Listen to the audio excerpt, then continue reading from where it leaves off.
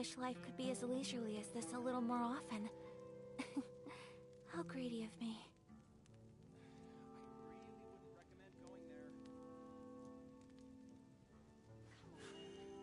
A blade embraces its duty, as a jeweler cherishes their gems.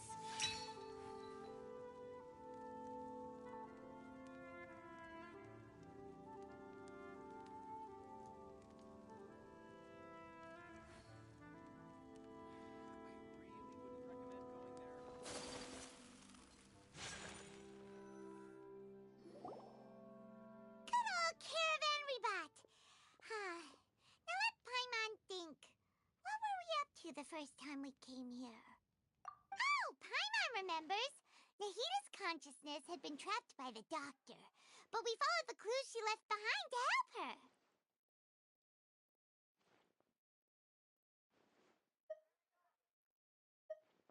So much time has already passed since then, and it seems Sumeru's changing for the better now that Nahita's in charge, right? Paimon just hopes this peace will last a long time, and then Nahita won't have any more new problems to deal with. Yeah, guess you're right. We somehow always find ourselves right in the thick of it. Who knows what will happen next? Come to think of it, maybe it's all because of you. Maybe you're just a magnet for trouble. Huh? Me? Before Paimon ran into you, Paimon never ran into any trouble. At most, when she was super tired, Paimon got caught in some strange whirlpool and sucked out into sea. Anyway, for Nahita's sake, maybe we should think about heading to our next destination for now. Ah, look who it is. Running into you in a place like this?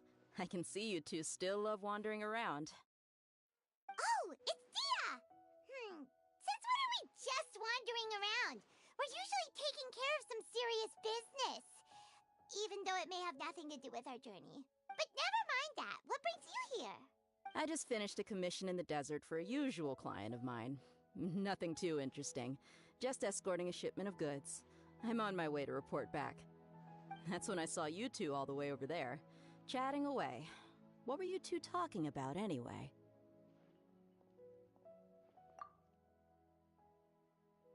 Huh? You serious? Can't say I saw that coming. But you are travelers after all. I guess you'd never stay for too long in one place. Bumping into you like this will become a rarity. I'm starting to feel sad just thinking about it. Hey, how about I gather a few mercs to escort you two? What do you— Thanks, but no need. Oh, Paimon had no clue you'd miss us so much. But don't worry, we'll come back to see everyone when we get a chance. Sounds good. All you need to do to get to Fontaine is cross this stretch of desert and navigate some waterways. Knowing you two, I'm sure it won't be anything you can't handle. So, when are you leaving? Oh, wait a sec. Paimon just remembered there are still a few dishes in Sumeru that Paimon hasn't tried yet. Now, where's that list Paimon made?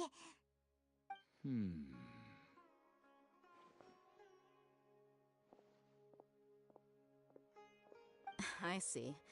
Guess you won't be needing a going-away party or anything. It's sad enough to see you go like this. Though, now that I think about it, Sumeru wouldn't be what it is today without you. Seems true heroes always prefer leaving quietly. By the way, should we go say bye to Nahita?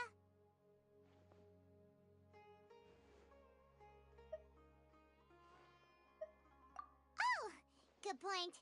Then there's no need to bother her in the real world. Then, I guess this is goodbye for now, Traveler in Paimon. Whether as a client or a friend, you're always welcome to come find me. Goodbye, Dia. Bye-bye, Sumeru.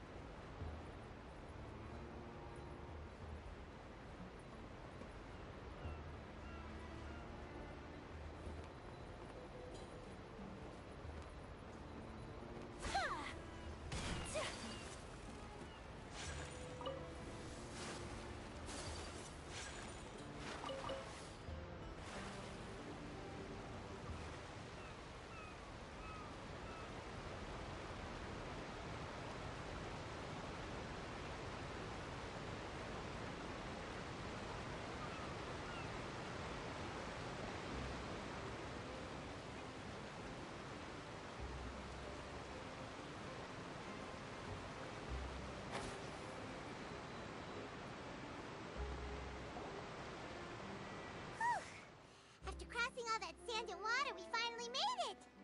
Oh, this must be Fontaine's port! Wow! Everything looks so advanced in Fontaine!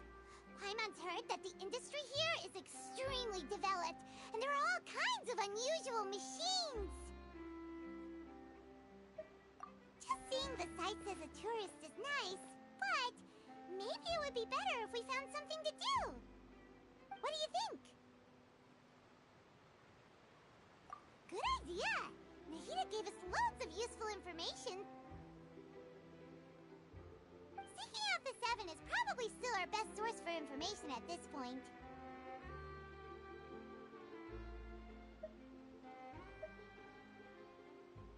Yeah! The more we can learn, the better.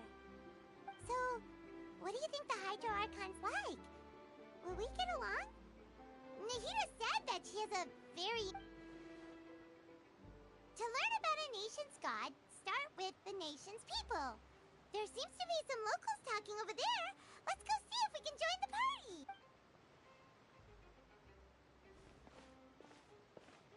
party. If you ask me, it's a tragedy how things ended for him. Clearly, he was a pretty decent person.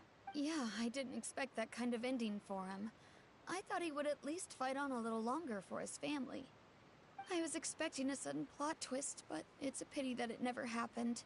Still, his story is quite the tearjerker.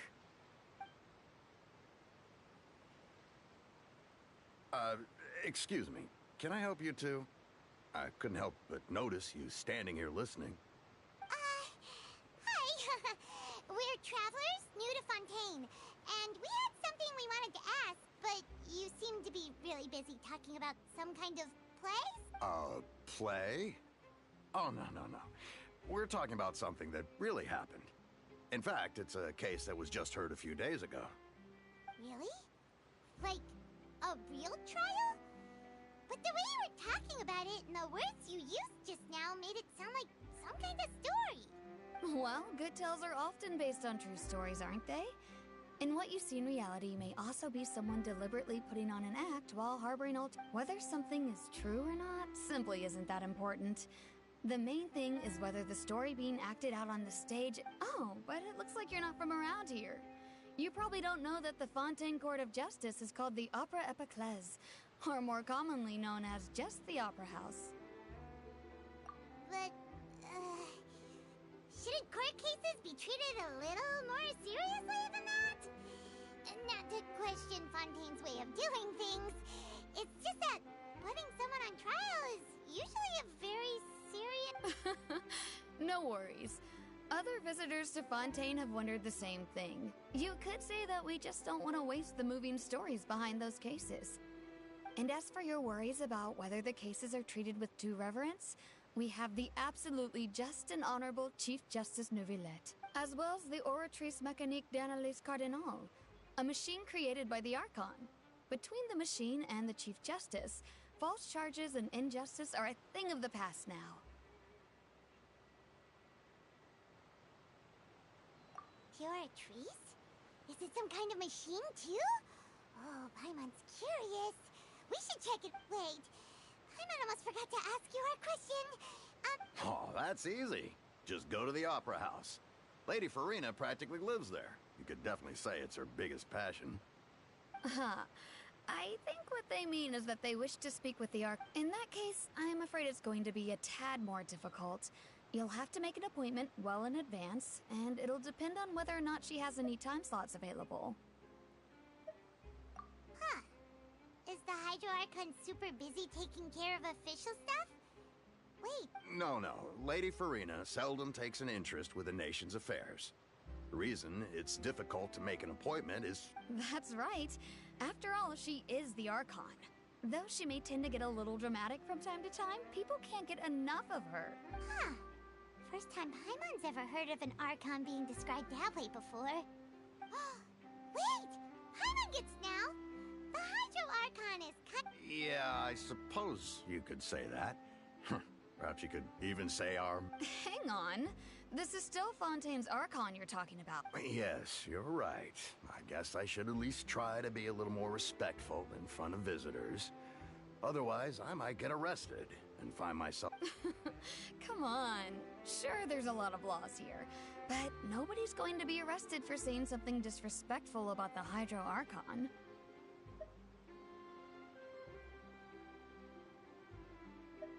Alright, I think we get it. Thank you! At least we now know that we can find the Hydro Archon at the but who knows how long making an appointment will take. Guess we could have a... Hey! What are you looking over there for?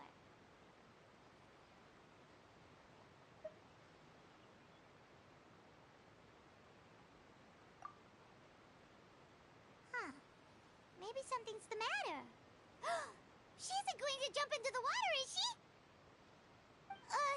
Maybe we better go check on her.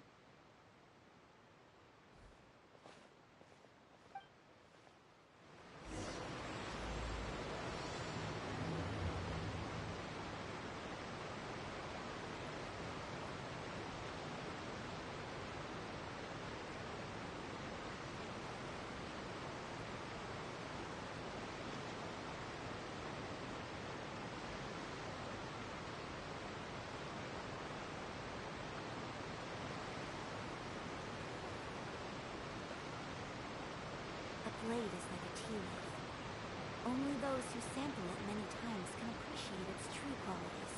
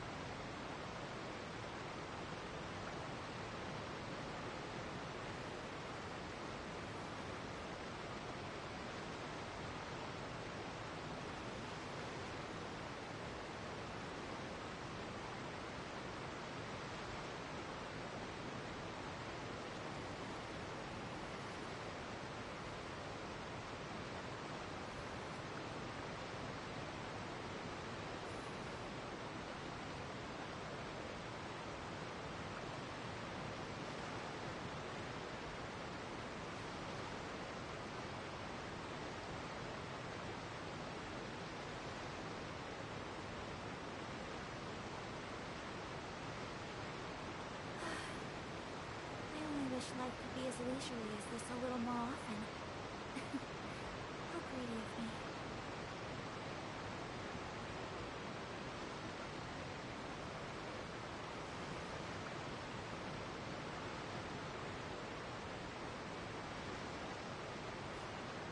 A blade embraces its duty, as a jeweler cherishes their gems.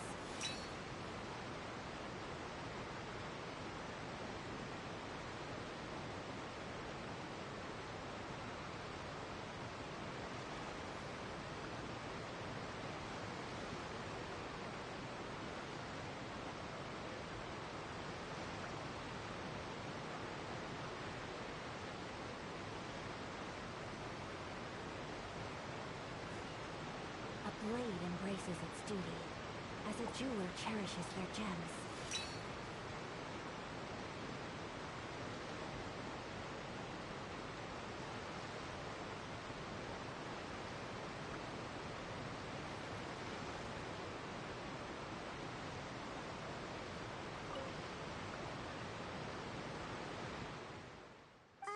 Hello there. Excuse me. Are you alright? Huh? I'm fine. Thanks. Oh, okay then.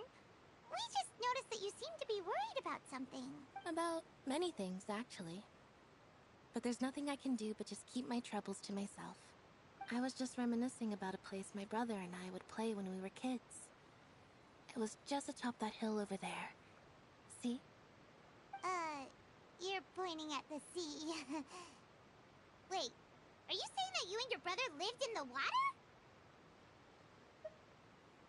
Though people call the waters around Fontaine a sea, it's actually just an inland lake that's filled with and no, I can still see that hill clearly in my memories.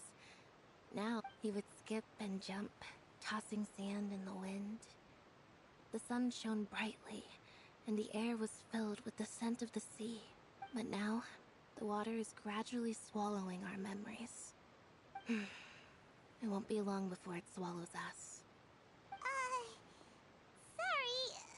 Paimon doesn't really get what you mean. I don't believe we've had the pleasure of meeting.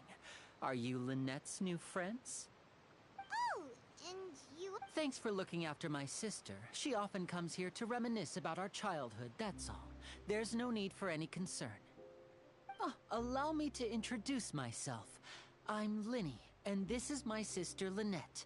If I had to guess, I'd say you must be travelers from abroad. Nice to meet you. Paimon is Paimon, and this is the Traveler. We just arrived in Fontaine. We were just talking with your sister. Even though we didn't really get what she was saying. I see. It's unusual for Lynette to be so willing to talk with anyone. In fact, she seldom speaks at all. I'm usually the... Oh, really? Then you two are just like us. Paimon's always the one talking for some reason.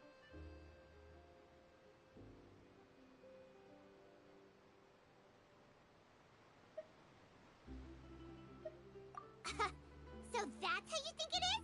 I also think my brother can be too talkative at times. Seems you were right, Paimon. We... So, what did Lynette mean just now when she said that the water is engulfing your memories? Oh, that. It's from a prophecy that's been circulating in Fontaine for some well, I suppose prophecy isn't exactly the right word, because that implies a certain amount of uncertainty. There's no doubt about what's happening in Fontaine now. Where to begin? Let's put that question on hold for a moment. We still haven't formally Did all the introductions earlier not count? Hello, traveler.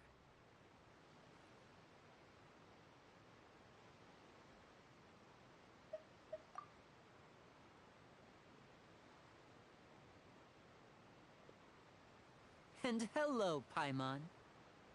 Hey! Why didn't Paimon get a handshake?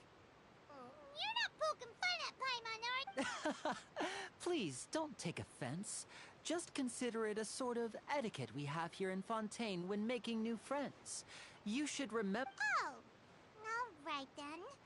Well, Paimon's just happy to have a local friend now. By the way, we were just getting ready to go to the Opera House to meet the Hydro Archon. Would you be able to show us the way? So you're going to see Lady Farina? No problem at all. In fact, I was planning to go to the Opera House later myself. I'll gladly take you once I finish things here.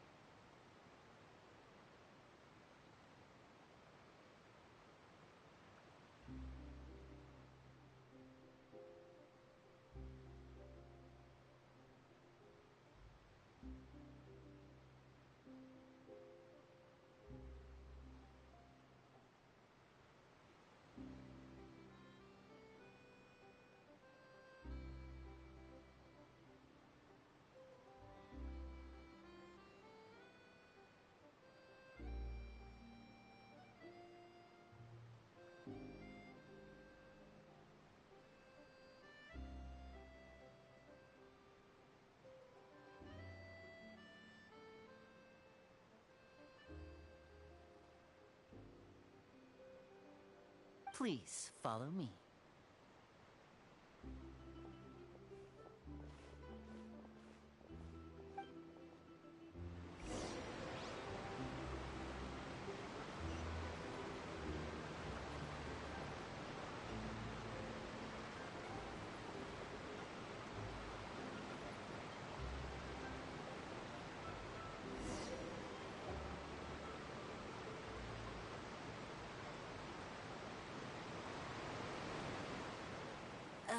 You said you were going to see Lady Farina?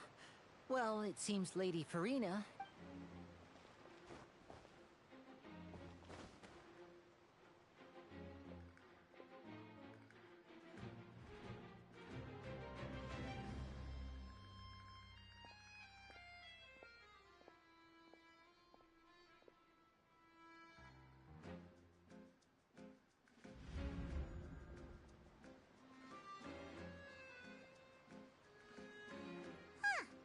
So, she's the Hydro Archon? My dear people, rich and poor, those with cup in hand and those with nothing at all, raise your glasses in celebration, if you don't have one.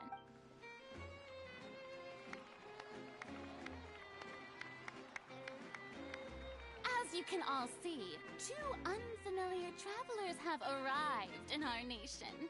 Come, let us make a toast in honor of this traveler and his companion who have journeyed here from distant lands.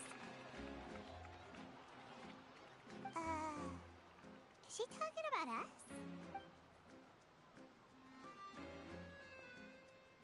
I've long heard of the turmoil and chaos you left in your wake as you visited other nations, but I welcome you nevertheless.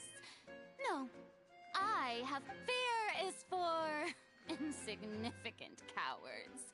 I am a god, and I will never entertain the notion of such meaningless wariness. You can be rest assured, I see clearly you're sincere. Of course, seeking an audience with me is the most sensible thing to do. It will allow you to truly behold my power and witness my authority. I, Focalor, hereby welcome you to the nation of Hydro and acknowledge the value and significance of your trip. Now, you may rejoice in this. Yeah, Paimon still can't believe it. Feels like we've only been here for a few minutes. But the Hydro Archon's entrance was, how should Paimon describe it? A little over the top? Miss Hydro Archon? How did you know we were coming? I see. As Outlanders, you inevitably lack even some of the most basic understanding. Don't forget that even the gods can be divided into them. You had best stop and consider. Do you really have the noble qualities and etiquette necessary to communicate with a god? All it takes is a flick of my finger for me to know everything about you. Whoa, talk about sounding high and mighty. Oh? What's with these looks? Perhaps the welcoming ceremony still isn't enough?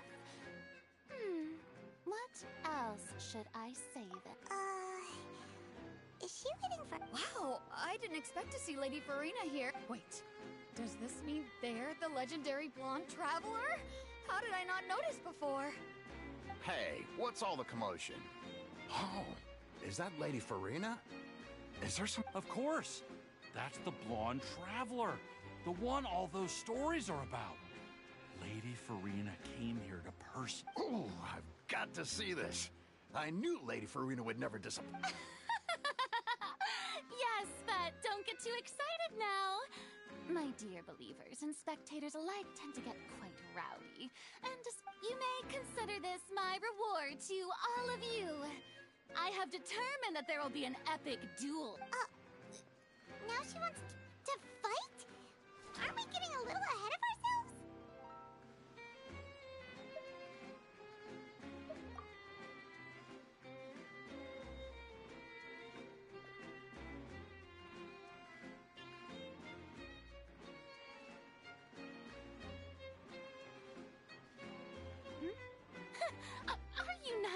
afraid.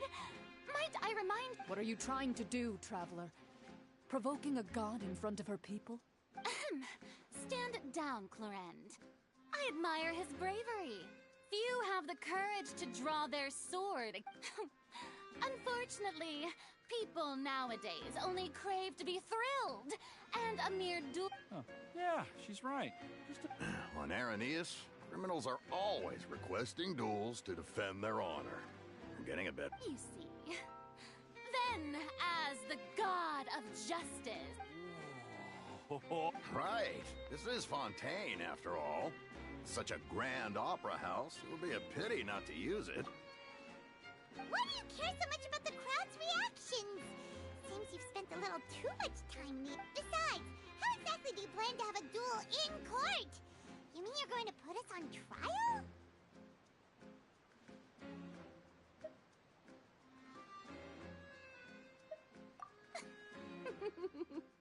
Oh, we have reason to put you on trial. According to Fontaine law, no one is permitted to release any flying objects within Fontaine city limits during the first 3 days of each month. You are clearly guilty of— Oh, so that's what they've done wrong. That's Our Lady Farina. You call that obvious? What kind of law is that? Wait, flying object? Precisely! Now, if you two have no objections, then in the name of the hunt— My apologies, Lady Farina. I don't mean to spoil the fun. But if you would allow me to interject—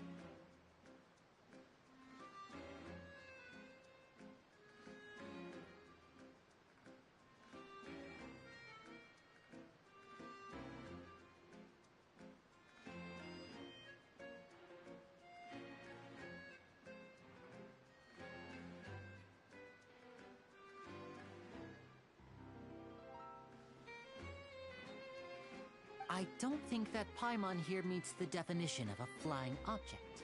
You tell her, Linny! Finally someone who's not crazy. How could anyone call Paimon a flying— Ah, great magician Linny, my beloved citizen. I'll permit you to object, but how— As a magician who just rained on your parade, I naturally should shoulder the responsibility of saving. So, with such an audience gathered here, allow me to perform a—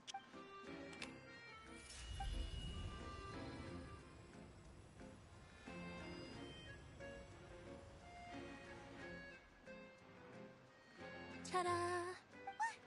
What's that on Paimon's back? Hey, when did Linny do that?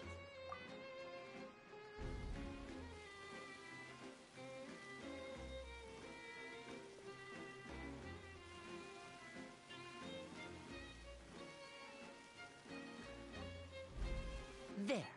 As you can all clearly see, Paimon should be classified as, well, something like a balloon. This rope has been in the traveler's hand all along.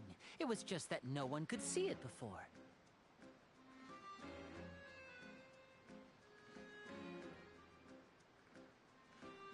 Huh? You call that magic? You've got to be joking. I thought it was pretty good. Huh. I'm not sure what to think. It seems Lady Farina's charges no longer hold water. Amusing. Very amusing, Linny. Just the sort of unexpected twist that I enjoy. Performance? You see all this as a performance? In which case, consider the matter of your trial resolved. The god of justice will not bring charges against— But when there are valid grounds, I will not only judge travelers from abroad, but even the gods of other lands. I look forward to seeing your upcoming performance at the Opera House, Mr. Linny and Miss Lynette. That's enough for now. To—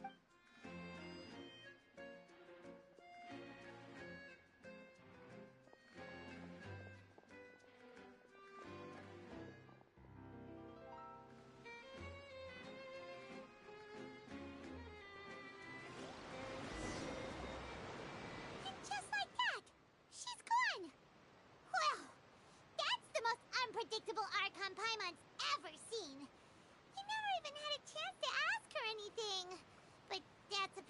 future, Paimon. That whole scene just now was really... Don't mention it. I just happened to remember that there was such a law, so I did a little preparation, just in case. I didn't think it would actually come in handy. So, now do you see what kind of god Lady Farina is? She can be a bit confusing at times, but she is still amenable to reason. Anyway, Paimon had no idea you were a magician, Linny. It sounded like you'll be performing at the Opera House, right? I just know a few simple tricks I use to make a living. It will actually be my first time performing on the most prestigious stage in Fontaine, the Opera House.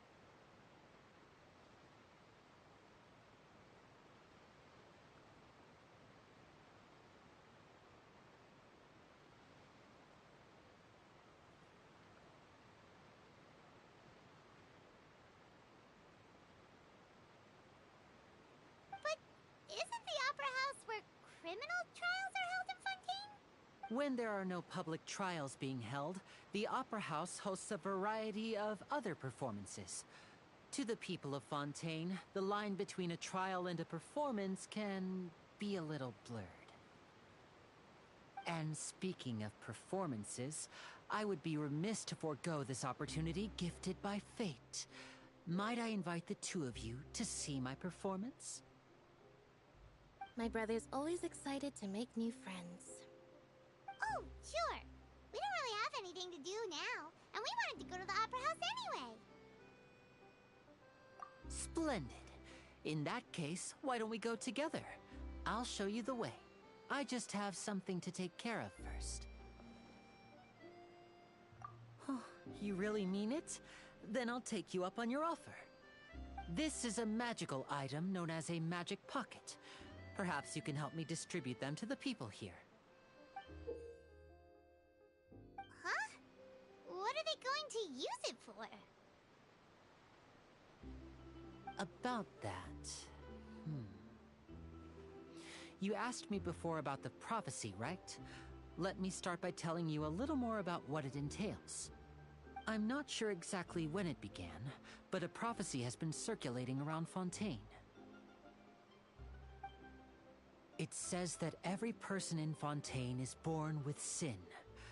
No matter how the Nation of Justice holds trial after trial, this sin cannot be absolved. Until one day, the water levels in Fontaine will rise, and the sinful people will slowly be drowned.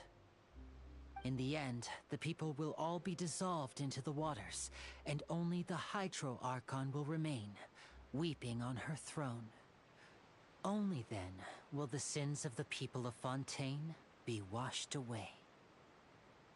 That sounds pretty gloomy. Why are people in Fontaine born with sin? What is that supposed to mean?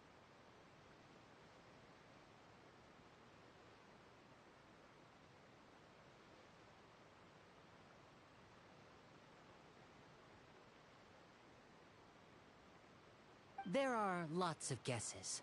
Some say that the ancestors of Fontaine stole the power of the seas and stirred it. Others say that the people of Fontaine never heeded the first Hydro Archon's warnings and offended Celestia.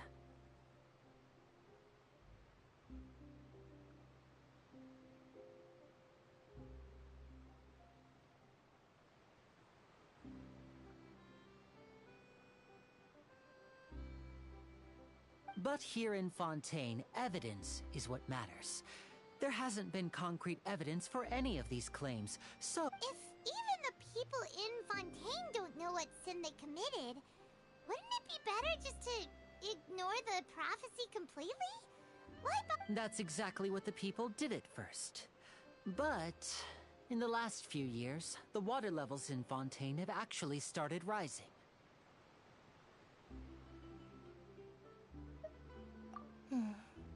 Many places have already been completely submerged, and now lie beneath the sea. Many people carry on with their lives as before and shrug it off as a natural phenomenon. But my family and I think that the people of Fontaine shouldn't ignore the possibility, which would end up sentencing them to death.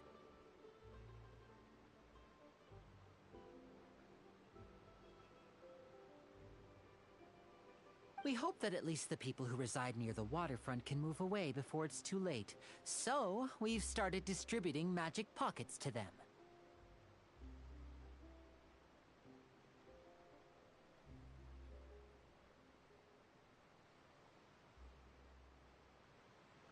As a magical item, these magic pockets have astonishing capacity.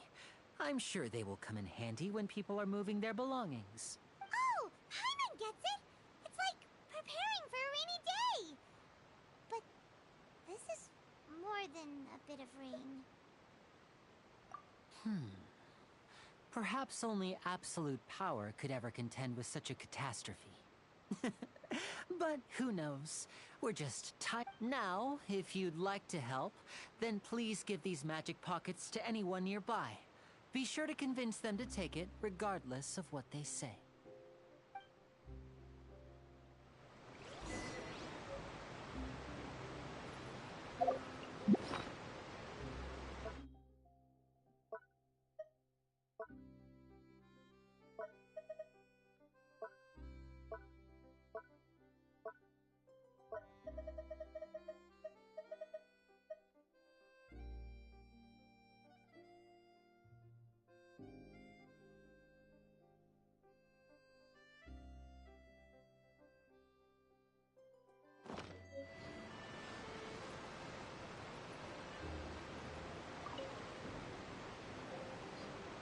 So you're the blonde traveler that everyone's been talking about. My apologies. Oh, a magic pocket? Seems you really thought of everything. Thanks. Please, also thank the magician on my behalf.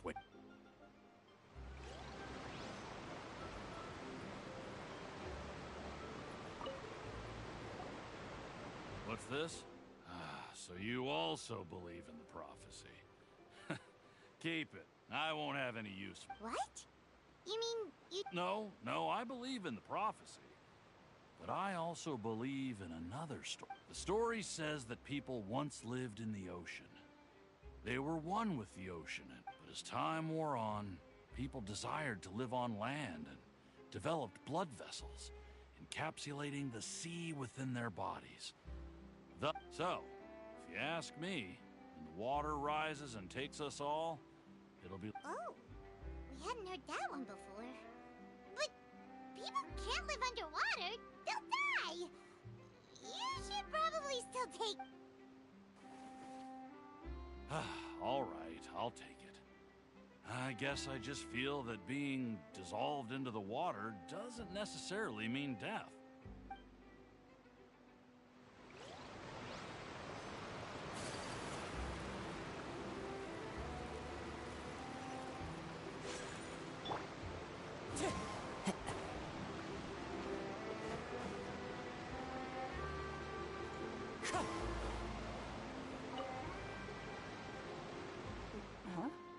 I don't want that thing. Way I see it, if the prophecy's true, it's still gonna be a long time. Life is all about living in the moment. What use is there in worrying about the future all the time? You should still take it. Oh, all right, fine. Thanks. It's just that if I start moving, that means I...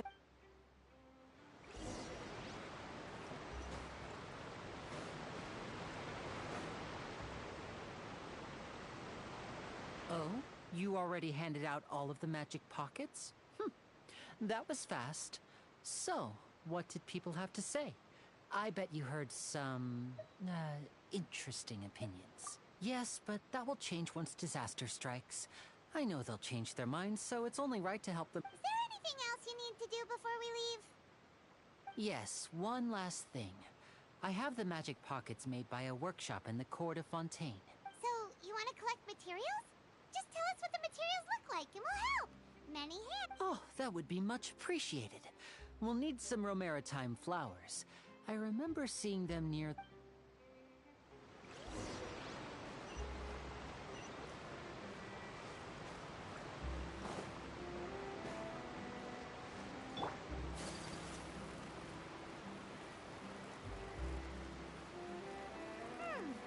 It seems we have here to collect for maritime flowers.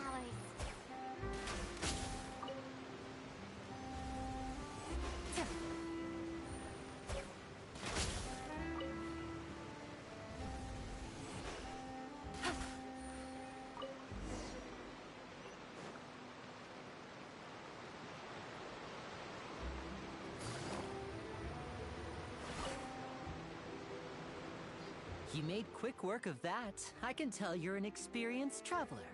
I've also finished collecting a few. Maybe next time you'll feel like helping too, Lynette. No way. I'm in power-saving mode today. Otherwise, I fear I may not have... Fine. Though the performance is still a long way off. Now that we're finished here, we should get ready to head back. So, we're going to the court of Fontaine before we head to the Opera House? Good. Paimon wants a tour of Fontaine's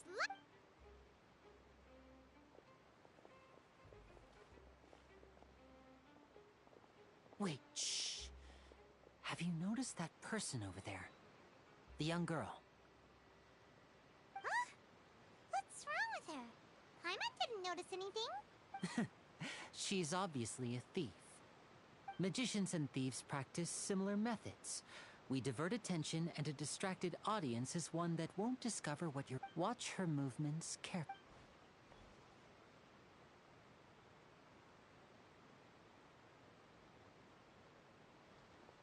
Oh, he's right! Shh, keep your voice down.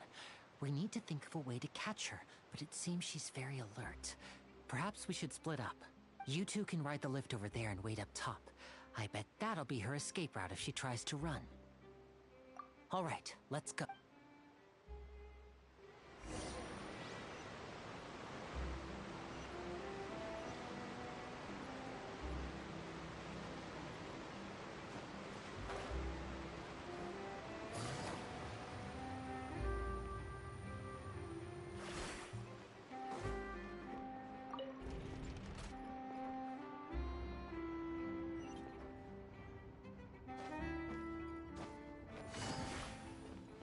Windstrider.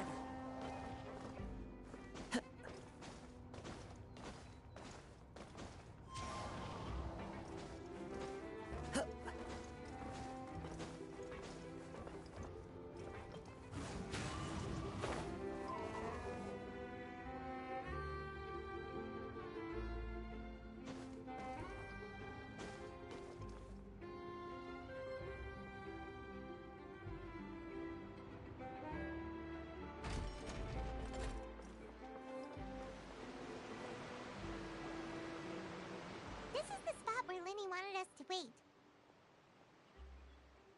Oh, look! Isn't that her?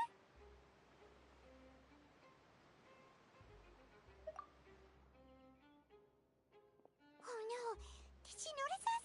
She started running the other direction! What should we do? Should we chase her?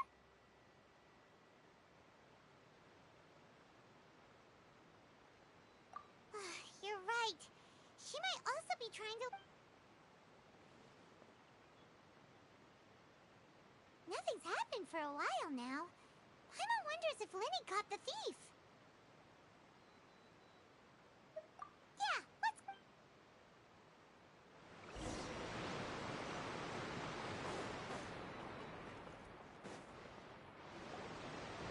Are you sure that's all she took? No, that was all. Oh, I can't thank you enough. I didn't notice a thing earlier. Anyway, I should be going. Oh, were you returning what the thief had stolen? That's right. Pity I wasn't able to catch her. She distracted me by dropping the thing she stole on the ground. I saw the general direction she went, but Linny twisted his ankle, and I needed to make sure he was okay. Oh, did you get hurt, Linny? I'll be all right. It's just a twisted ankle, that's all. In fact, it's feeling better already. If you want to play at being a hero, at least try not to get hurt doing it. Imagine what would happen if you managed to derail our performance as a result. You're right, you're right. I have to admit that the thief was even more skilled than I had anticipated. But at least we were able to get the stolen items back, so it wasn't a complete failure. What a slippery little thief! Guess things turned turned out all right in the end, though. Livy's initiative paid off! All right, let's put this little detour behind us. We should go to the court of Fontaine now.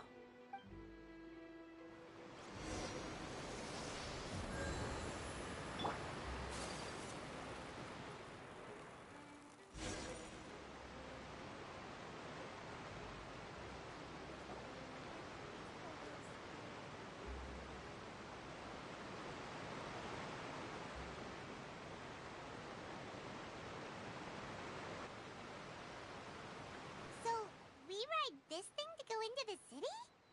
What an ingenious way to get around!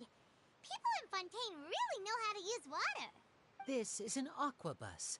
It allows people to travel between several key locations around Fontaine. It's pretty convenient, but the ride can become a little dull after a while. The scenery is always the same. That's why it's better to travel with friends. So you mean it's still boring even when I'm riding with you? No, that's not what I meant. It's just that, well, besides, it doesn't really feel like a real trip when it's just the two of us. It's the same as being... Guess that's what it's like to be an older brother. It's about time for us to leave. Let's get on...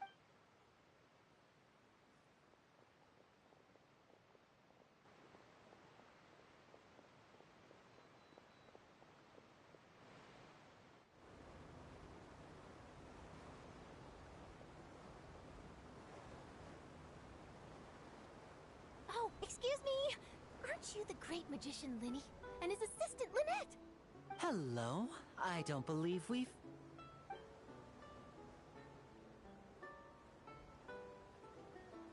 I'm Charlotte, a reporter for the Steambird.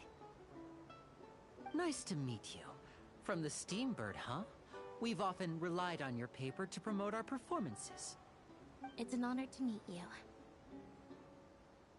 Wait! Could that be the legendary traveler who's been making headline after headline in their journey across Tibet?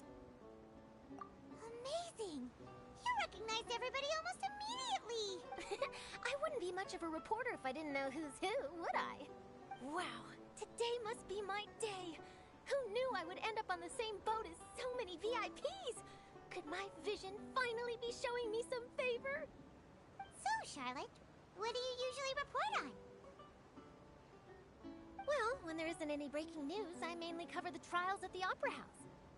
You can still manage to keep readers' attention as long as you tell things from a clever enough angle, even if it's the same old topics. For example, reporting on how a scammer once deceived vulnerable girls into relationships, or how a financial criminal was once so poor that they ate a single piece of bread for 5 days.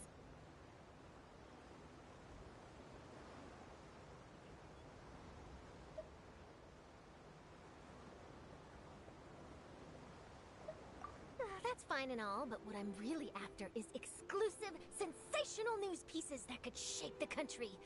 These smaller stories are a waste of my talents. Oh, I just remembered. I've been following a case lately. Well, You mean the serial disappearances of young women case? That's right!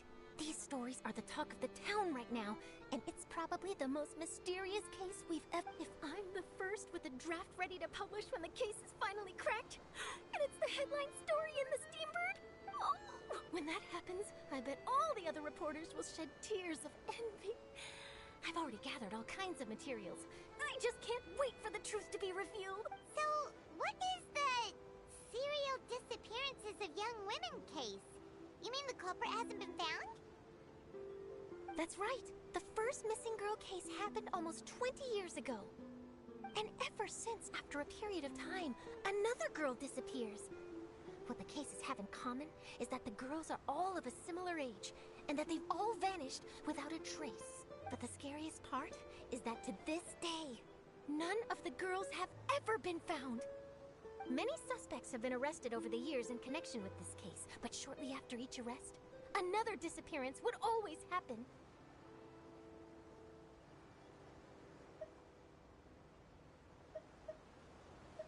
Yes, it's possible. But either way, I believe that every case has some precise truth. Yes, I agree. And at the very least, the family of those missing girls deserves some. I just imagined for a second what I would do if Lynette were to suddenly disappear. I'd pay any price to get her back, and then find a way to track down the culprit. Please don't imagine that, Lenny.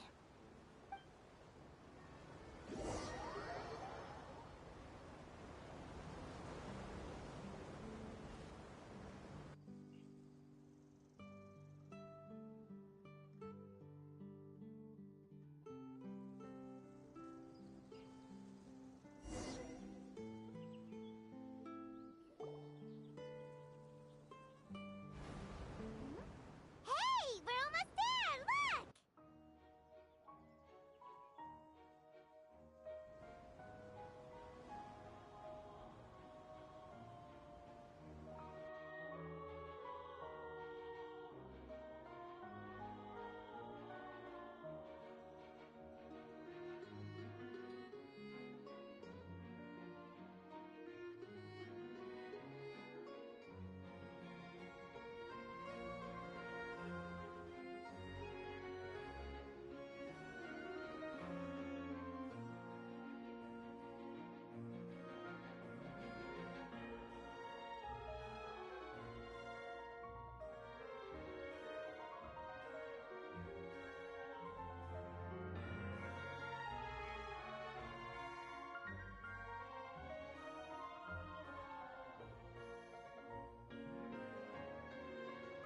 Well, I really enjoyed chatting with you. Life should be full of pleasant little surprises like this. Yeah, us as well. The ride went by too quickly. Ah, I have an interview to get to. I should get going before I'm late. Okay, Paimon hopes we can chat again soon, Charlotte. See ya! Bye now. Oh, be sure to stop by and see me at the Steambird when you have time.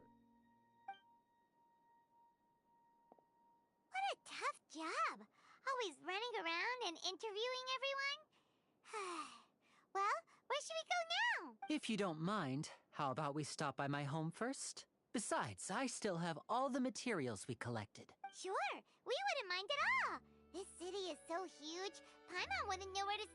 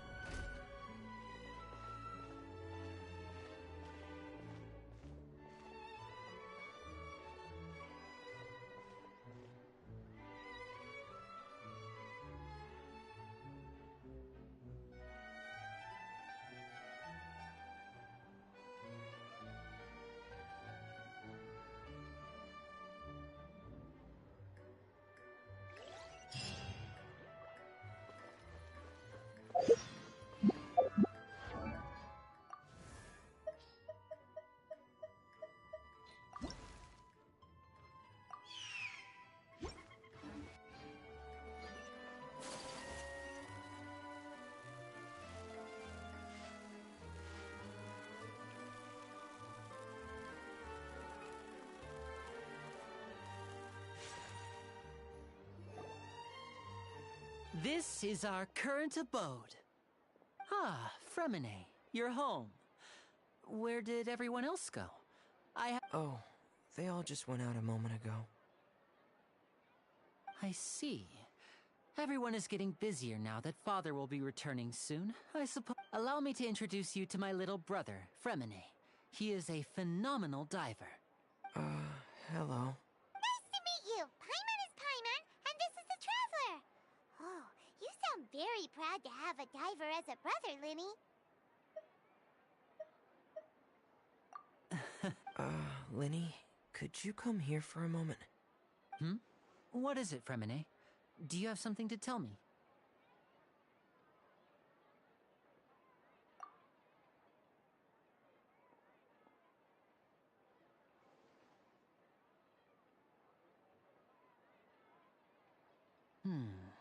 Okay, I see. Is everything all right? Oh, it's nothing. We were just discussing a little housework. Sorry for the interruption. Oh, before I forget, the Traveler and I collected more materials to make magic pockets. Were you able to get any, Fremine? Yes, I went diving and gathered lots of materials. I was about to give them to you. That's our Fremine, always quick with the underwater work. All right, I'll take these to the workshop.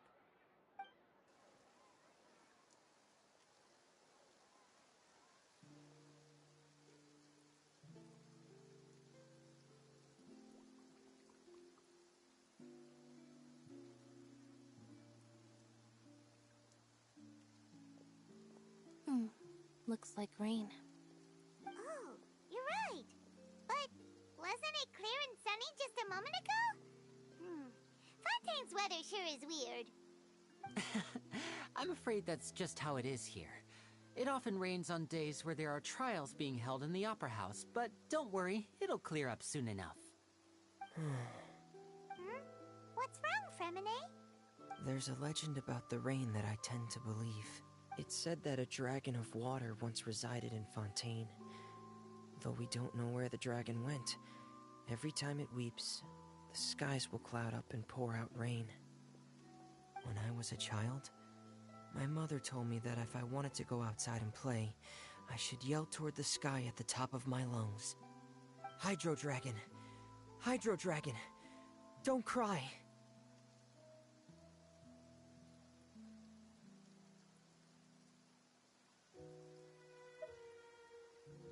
If it's an elemental dragon, then having the power to make it rain wouldn't be... Let Paimon try something. Hydro Dragon, don't cry!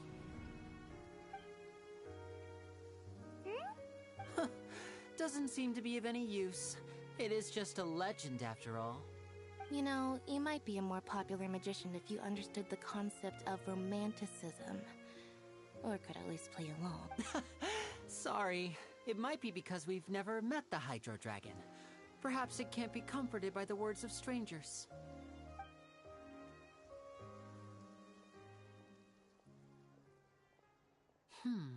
It rained for longer than I suspected. Oh, it's... Was there something you needed to do, Linny? Yeah, some preparations for the show at the Opera House. I need to find a way to catch the last on the day of the performance. Just ride the aquabus to the island of Araneus. I'll have Lynette meet you at the fountain in front of the Opera House.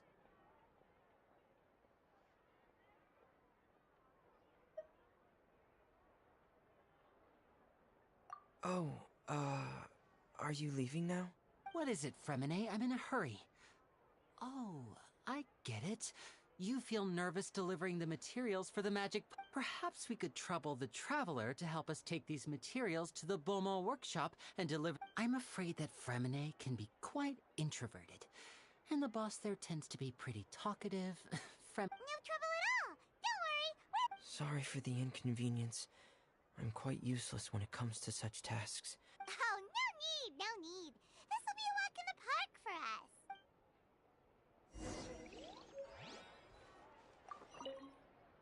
Thanks again, you two. I really can't deal with that lady.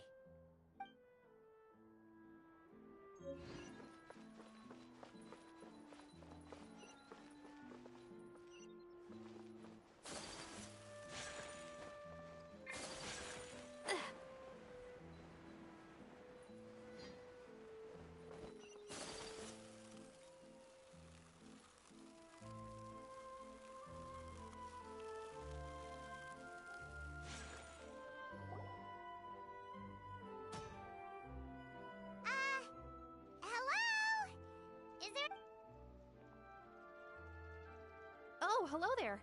New customers? Looking to buy, or do you need something made? Or for... Oh no, we're just here to deliver some materials. Here they are. They're for making... Ah, these must be for Magic Pockets. I could tell right away. I've already made several orders worth... No need. They've already prepaid several batches worth. When they told me what they'd be using them for, I even offered them a discount. But they insisted on paying the full amount, saying that I had a business to run. It seems both their hearts and their pockets are made of gold. Whoa. So, is Linny actually loaded? I can't say for sure, but who knows? Maybe there's... Hey! Is this machine what you use to make stuff here? It looks really advanced. Why use your hands when a machine can do the work? It would be a waste not to use the latest technology. And wasting is a kind of crime. But where does a big machine like that get its power from? Well, it's a little complicated. But basically, everything we usually use here in the city is powered by indemnitium. It's a type of energy that's produced from... Huh? How can trials produce that? Well, I'm not completely sure of all the... When a trial is in session, the Oratrice Mécanique d'Analyse Cardinale harvests people's belief in justice and converts it into energy to be used all around Fontaine. So that's what its other function is? Paimon heard that the Oratrice was... But... Paimon still doesn't get it. How could something unreliable like people's beliefs be turned into a stable power source for these machines? Oh, yeah! So that means the Hydro Archon relies on the machine to take the energy created by belief. Even though I've never heard anyone really put it that way before, it sounds like it makes sense. Besides indemnitium, we have another type of energy called pneumosia. It isn't produced by the power of the Archon, but it is unstable by nature. Even now, it still cannot be widely used by civilians. I thought I'd find you hard at work, but here you are chatting the day away. Since you're already talking, I'm sure you wouldn't mind a few... You again? Didn't I already promise you that I'd have the more I owe to Confrérie of Cabriere by next month? Why are... Yeah, but how do we know that you won't go running off by the end of this month? I want 50% today. Huh? Seems business isn't so great for the workshop. We've already finished our job and delivered the materials. Maybe now's a good time to leave? Hey, hold on. Before you go around trying to collect payments, why don't you settle your own debts first? If Confrérie of Cabriere wants to poach clients from Northland Bank, that's fine. But I'm afraid you still owe the bank a hefty sum of mora. So why don't we work things out between us first, before you get back to your little conversation here? You're from Northland Bank. But we said we'll pay everything we owe next month. Traveler, Paimon! I didn't think I'd run into you here in Fontaine. What are the chances? We're surprised to see you too! What are you doing here in Fontaine? You didn't want to stay in Snezhnaya? Long story short, I've already been in Fontaine for some time now, and honestly, things have been pretty boring. But it seems that fate brought our paths together today. Not only will I have some good friends here now, but ones who always seem to find trouble. Either way you look at it, it seems things are going to get a lot... Pretty sure we'd want to avoid anything that you'd find interesting. Besides, our trip here has gone pretty well so far. Right, Traveler? Hey, you, Northland Bank boy. Don't interrupt. It's not often I run into the Traveler like this. Why don't you wait for me over there for a while? You kidding? Aren't you the one looking for us? You really expect us to sit and twiddle our thumbs while you catch... Listen to me, boy. If you want your mora, fine. Why don't you come and take it? Hey, I just said not to interrupt. Oh, by the way, Traveler, the last time I took Tonya and Tusser ice fishing, Tusser said... Hey! That's way over the line! All right, boys, let's sit... Can you at least let me finish one sentence? Fine. Though the bank told me not to get... You're the ones who started it. This is an act of self-defense. You two will have to be my witnesses, okay?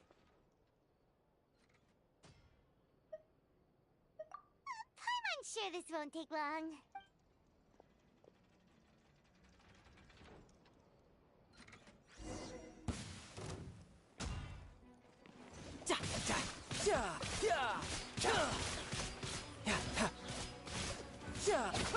Bring it on. You can run, but you can't hide. Tidal wave.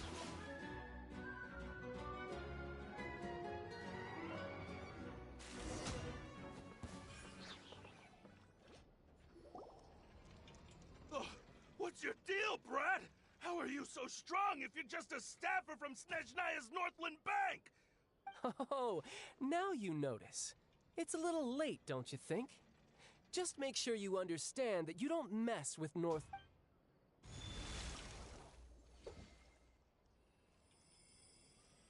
Huh? Now's my chance!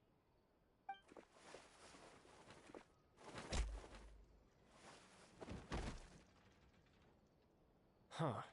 That was weird.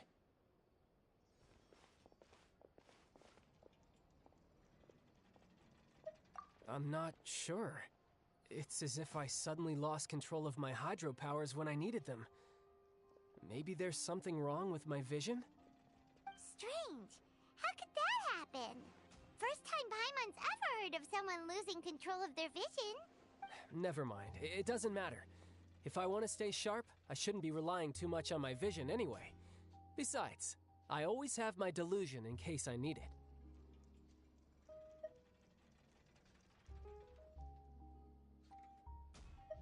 So what are you doing in Fontaine, child?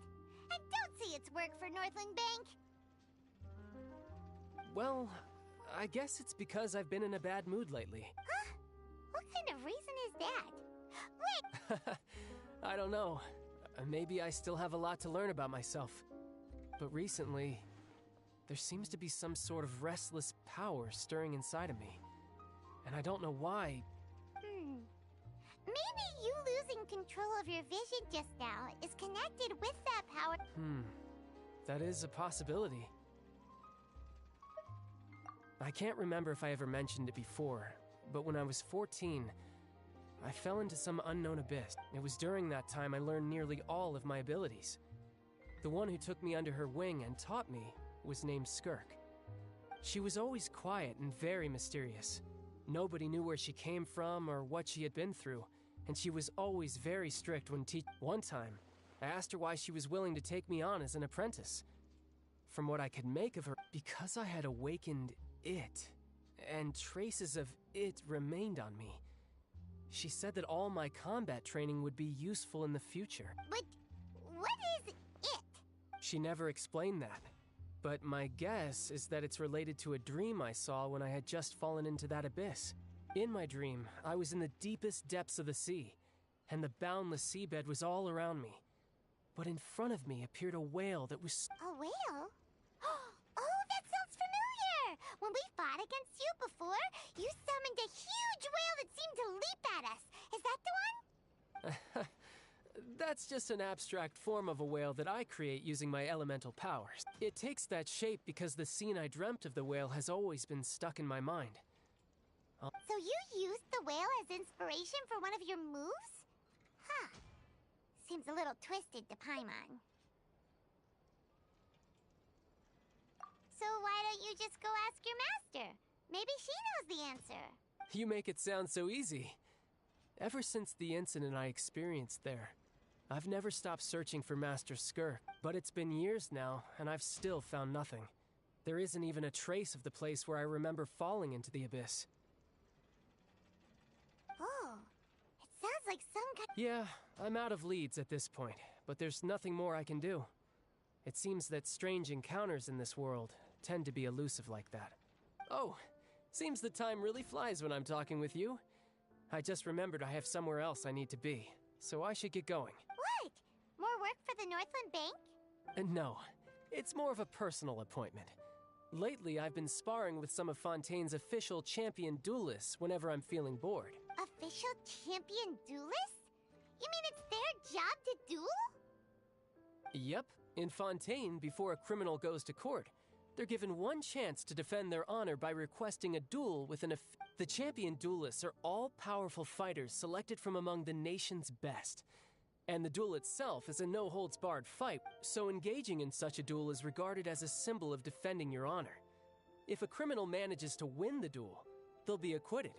But if they lose, and the worst-case scenario is that you're simply killed in the duel. Though it's rumored that Fontaine has a death penalty, from what I can tell, no one has ever been officially sentenced to death. So really, the only people who opt to duel are those who have suffered a grave injustice in being accused, or those who greatly value their honor. Otherwise, why gamble with your life? So, do many people actually get out of their trials by winning the duel? Apparently, it's exceedingly rare for anyone to actually win. Fontaine probably enacted this system as a way to show that the nation respects the honor of its citizens.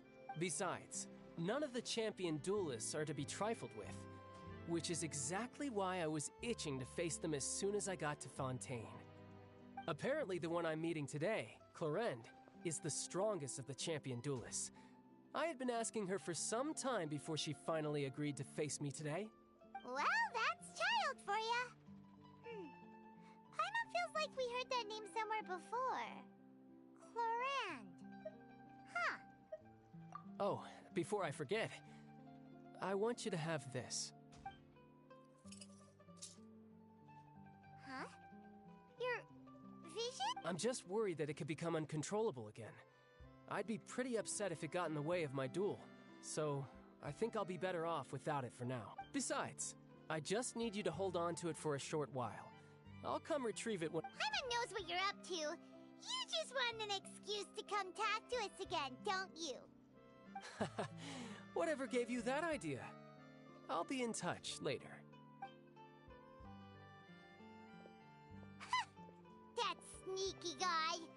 He said he's been feeling down lately, but he seemed the same as ever to Paimon. Well, since we don't have much to do for now, we might as well walk around and see the city before Lenny's performance.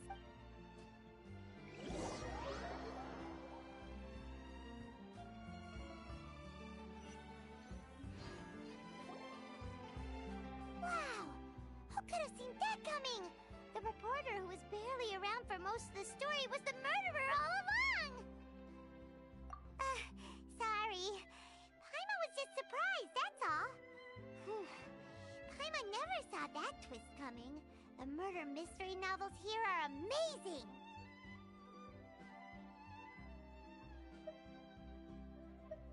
The whodunits here in Fontaine are a lot different than the light novels you see from Yai Publishing House.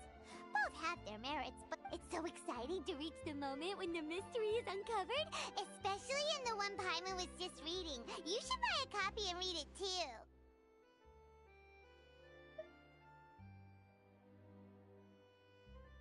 Oh, sorry about that. Paimon will, hey, shouldn't we be heading to the Opera House to see Lenny's performance? Lenny said that the Opera House is on Araneas, so let's go ride the Aqua Bus!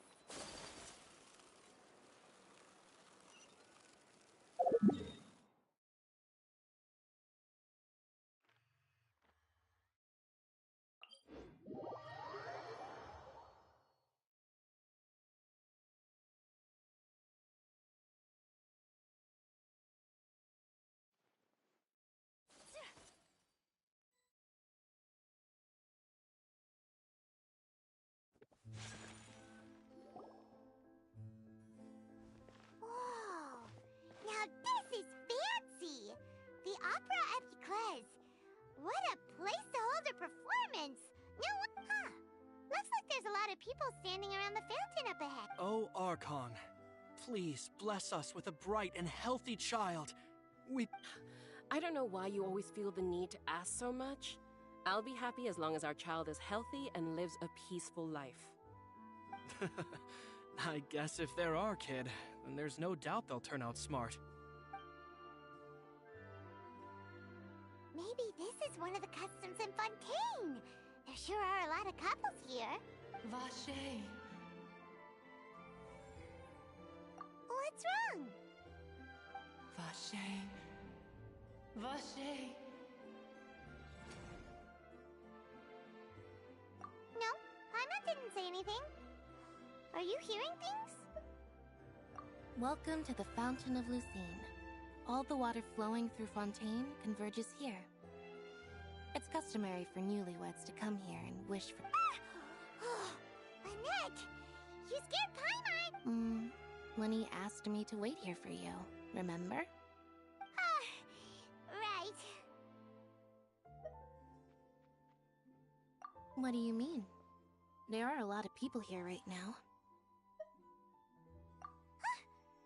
Hey, you're not trying to scare Paimon, are you? Besides, it's the middle of the day. I see. I might be able to tell you some— In fact, You might not be imagining things at all. I suspect that what you heard is a result of your hypersensitivity to the hydro element. Others in my family have had similar— It's because of his sensitivity to the hydro element? But what would hearing a voice have to do with elemental power? When do you cry, Paimon? Wait, what? What does that have to do with anything? Just answer me. When Paimon's really sad? Oh, and when Paimon's super happy. Oh, and also when Paimon's really, really scared. Then you should understand that tears contain your most intense like I just mentioned, the Fountain of Lucine is where all the flowing water in Fontaine converges. Even the tears that fall to the ground will eventually gather here. So maybe what you heard was the intense emotion coming from someone's tears.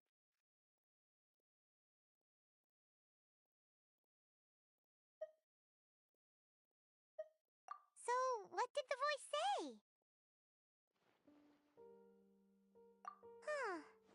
If you were hearing their emotions, then Paimon— Rather than worrying about them, we should worry about my brother first. Don't let that calm look of his fool you. He tends to get pretty nervous just before a performance.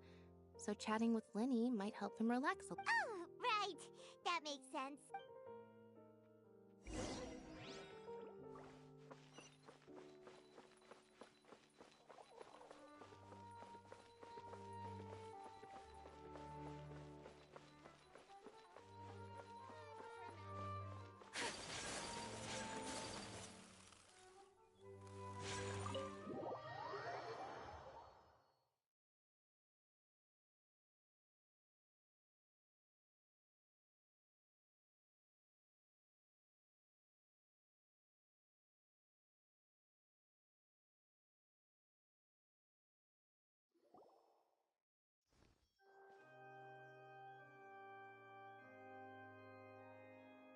Ah, Traveler and Paimon.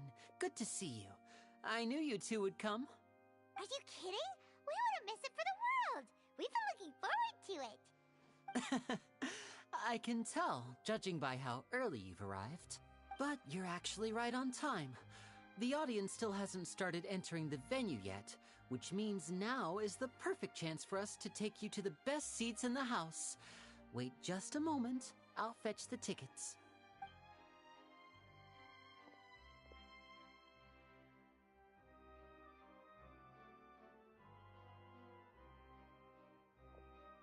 The Opera House has assigned seating, so you always have to make reservations. I've already reserved your seats, and— Ooh, front row seats! Thanks, Lynn! Don't mention it. There's no need to keep thanking. Hey, Linny! Could you come over here and take a look at this? Oh, I'll be right there. Seems there's an issue with the stage props over there. That's Cal, my assistant, calling me. I'll go lend him a hand.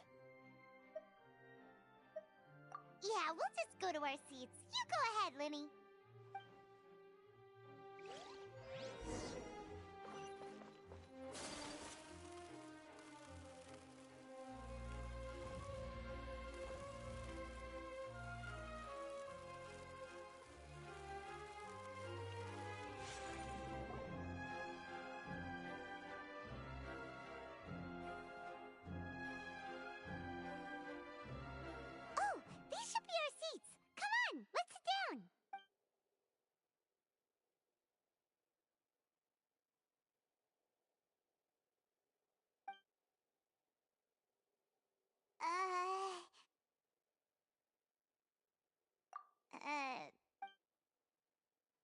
Hey, Traveler. Maybe we should strike up a conversation with the person next to us. Since we're sitting together and the rest of the place is practically empty still, it's kinda awkward if we don't— you little— Excuse me, I did not realize you felt awkward. I would be perfectly happy to chat with you if that is what you would like. Oh, so you heard all of that, did ya? Wait, that's not it, Paimon's. Sorry. Paimon's the one who was being rude, talking under her breath like that. Oh, Paimon's got it. You're also here early and sitting in the front. Are you a friend? A friend, you say? Well, if Mr. Linney would like to be my friend, I would be more than happy to reciprocate. Oh, so you're not friends with Linny, then. Oh, this is... Nice to meet you! Paimon is Paimon, and this is the Traveler! We just arrived in Fontaine. It is an honor to meet you two. I have heard of your deeds across Tevat.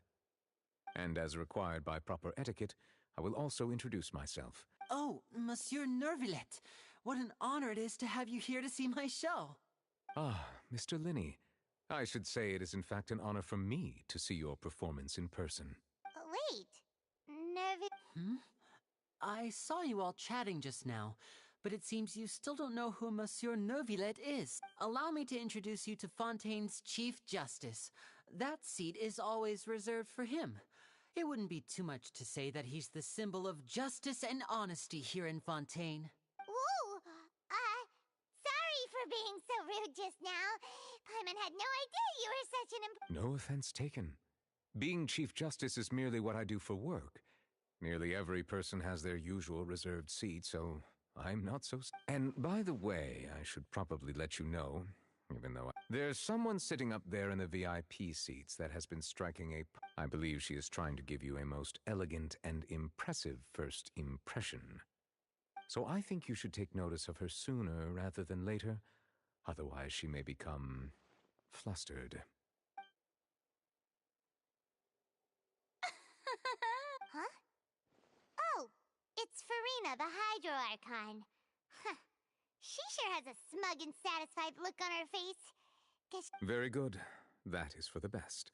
No need to pay her any more attention. Huh? So is this what things are like between the Chief Justice and the Hydro Archon? All right, please wait just a moment longer. I've pretty much finished my preparations, and the performance will start as soon as the audience has made their way to their seat. Yay! The show is finally about to start!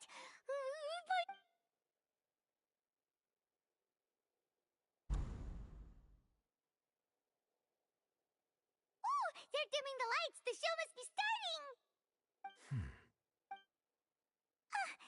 Sorry. Paimon will try to stay quiet. Welcome, one and all, to the Opera Epiclese. I am the star of today's show, Linny.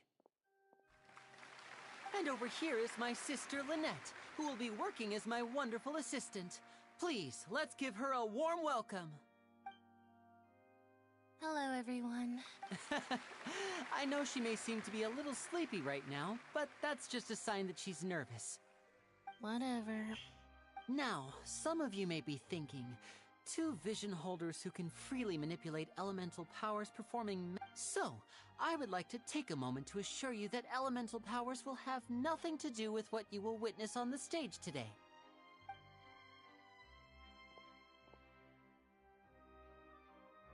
Both Lynette and myself have removed our visions for the show. That way, even the gods won't be able to help us. Oh, good point. That's what makes the show real magic. Now, without further ado, let the show begin. Lynette will now exit the stage to make some preparations. I know you might miss her, but don't worry. She'll be coming right back on stage momentarily. Perhaps in an unexpected way. I'm sure she'll be stealing the spotlight soon enough. Oh, and before I forget, there's one more thing I should say. You never know what can happen in the blink of an eye.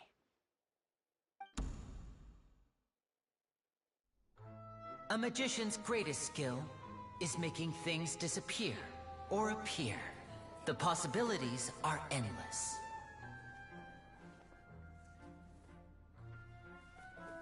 Huh?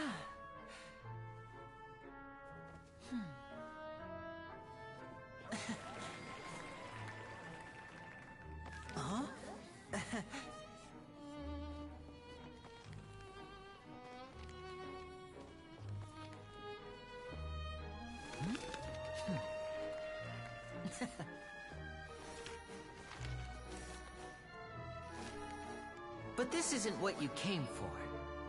These little tricks, you've seen them all before. So it's time for something truly extraordinary, don't you think?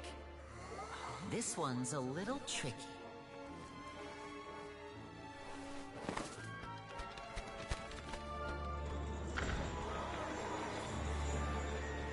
using this water tank, I shall make my sister vanish completely, right before your very eyes.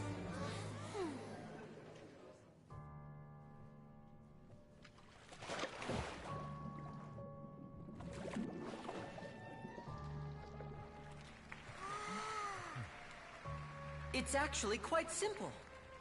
She'll just turn into air bubbles and float right out of the top.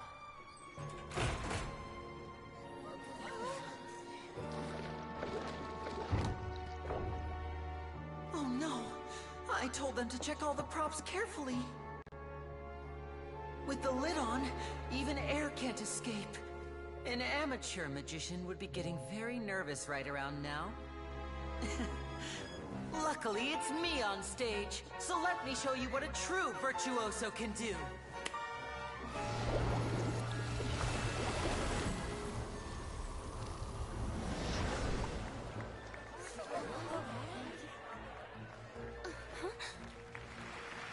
Lynette, are you still there? Don't go too far. We don't want to use up all our magic. Hi, I'm back. Uh-huh.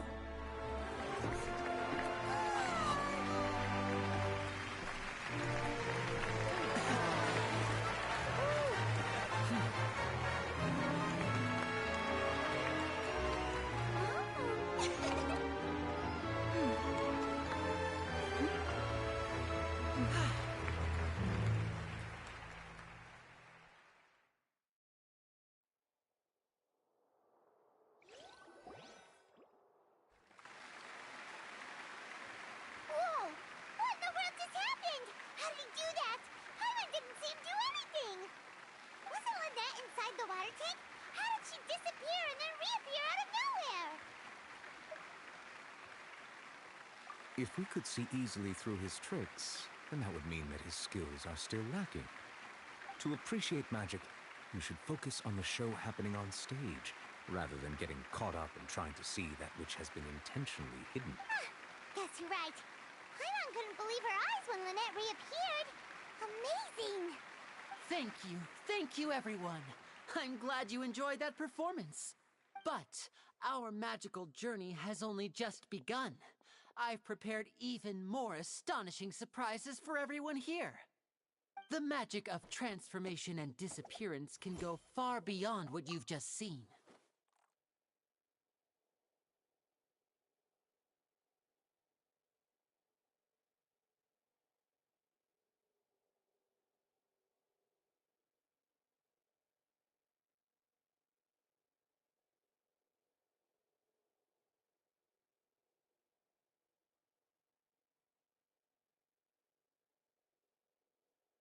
I'm sure many of you are thinking that escaping the water tank was impressive enough. But Lynette is still my assistant after all. In which case, I have ample time to make all necessary preparations. So, for my next trick, I will require the participation of one lucky audience member. Please, if my assistants could bring out the magical boxes now. There are 2 boxes and only 2 boxes. One is here, and one is there in the aisle among the audience. I'm sure many of our clever audience members have already guessed our next magic trick. Our lucky audience member and I will each enter a magic box. After 1 minute, we will each emerge from the opposite box. Now please, everyone pay very close attention to the box you see here. Don't give me any chance to make a move. Wow! How's he gonna do this? Hey, do you think this is all magic tricks, or does Lenny have actual superpowers? The lucky audience member will be generated by this random number selector. It selects numbers entirely at random. Even I don't know who will be chosen to part. Now then, let's begin. Let me see. Oh, row 7, seat 3. Congratulations! You now have the chance to experience magic firsthand for an entire minute. Please, come forward. My assistant will take you beside the magic box. I'm sorry, it might be a little cramped inside, but no need to feel nervous. We've carefully arranged everything for you to be as comfortable as possible. You don't need to do anything, but no matter what strange things may happen, don't come out of the box. If the magic is interrupted, who knows where you might end up? You might even find yourself in the Fortress of Meripede. Oh, okay. All right. Before I enter the magic box, there is one more thing I need to ask the audience to do. Could you all give me a countdown? Like this. 60, 59, 58. Just keep counting down. You can go a little faster or slower if you like. I won't be able to see anything in the pitch-black box, so I'll be relying on your voices to know when time is up. Oh, and no tricks now. If you quickly count from 60 in just 30 seconds, then I'll be in a tough spot. Ooh! Paimon kinda wants to count faster after hearing him say that!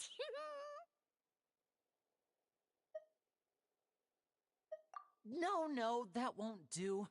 I can see it in your eyes. You still can't be trusted. Let's practice together. Come on, repeat after me. 60, 59, 58. 60, 59, 58! That's right, perfect. Keep it going. All right, I'll see you all on the other side once you've finished counting. 54, 53, 52? Why aren't you counting, Nervalet? I am counting in my head. I think things are exciting enough in here as it is. Merely a consequence of my identity and personality. Do not worry about me. Just... Oh, all right.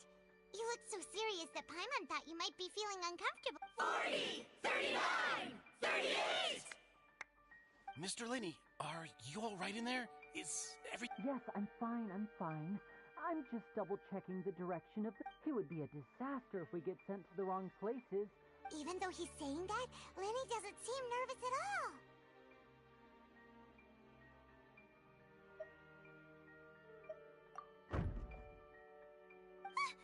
What was that noise?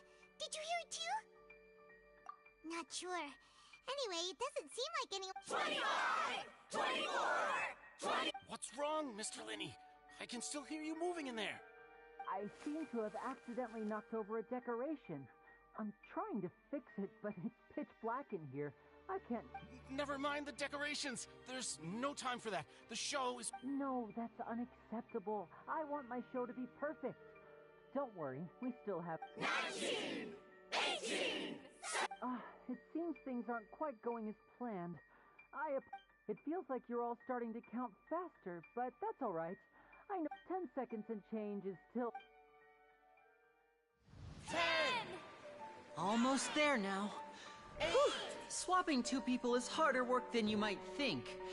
Even a master magician like me can't guarantee I'll get it right the first time. Hey, wait! Is this the back one? I can't tell. They both look the same inside. Huh? No, that's not it. I'll try again. 7! Hey, slow down! Honestly! 5! 4! 3! Whoops! That doesn't count! 0!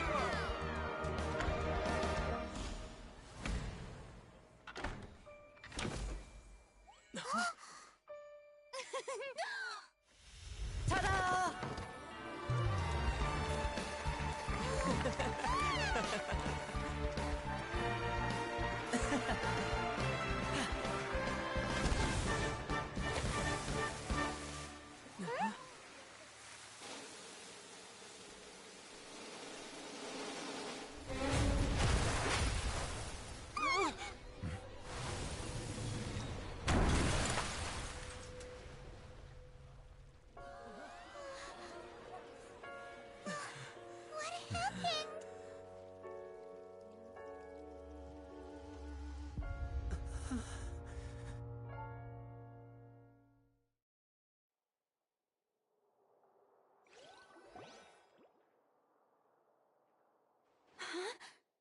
Is this part of the show?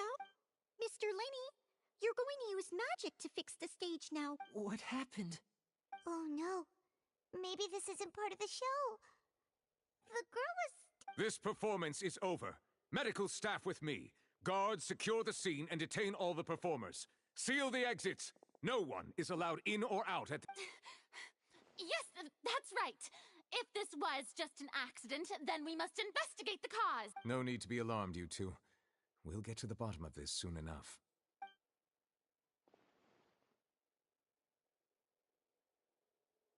Unfortunately, the person who is in the magic box has been pronounced dead. His name was Cowell, one of the assistants in Linny's... Apparently, the fireworks on stage ignited the ropes that were suspending the water tank, which then caused the tank to... As of now, we are still not sure why we found Cowell in the box, rather than the guest from the... And after an initial search of the area, the guards have confirmed that the girl is nowhere. It appears that this incident was not merely some mishap with the performance, and there are many indications that it is connected with the case of the serial disappearances of... The serial disappearances case? That's the case that Charlotte mentioned before!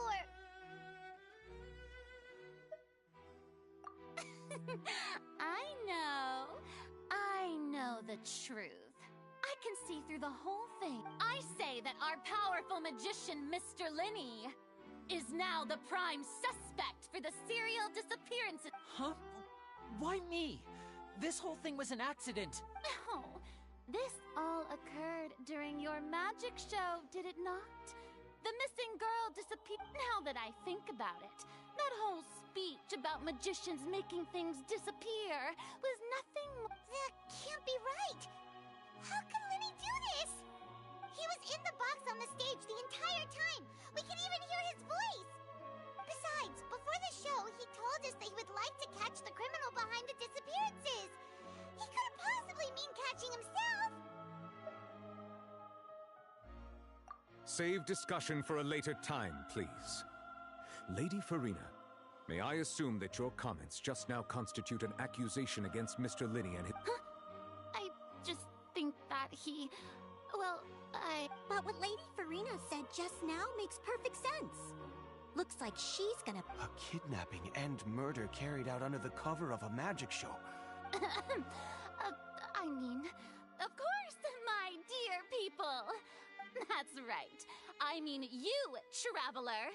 You'll support Linny, won't you? After all, he was the one who helped.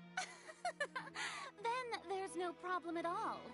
You know, the traveler and... But with Linny's help, our little duel ended in a draw. So, no more draws. Between the two of us, there must be a clear winner and loser. And what better place to... It wasn't a draw. I understand. Charges have now been pressed, and as... Well, traveler, seems Lady Farina has set you in her sights. But putting her dramatic rhetoric aside for a moment, are you willing to act as Mr. Linny's attorney and defend him in this case? Very well. The trial will be held a day from now in the Opera House. Both sides may investigate the scene to build their cases and search for the truth. Linny and his troupe are all potential suspects and shall remain within the Opera House. The audience may begin to leave in an orderly fashion once they have been cleared by the guards. A day isn't that long. Let's see what kind of case this big-shot outlander can be.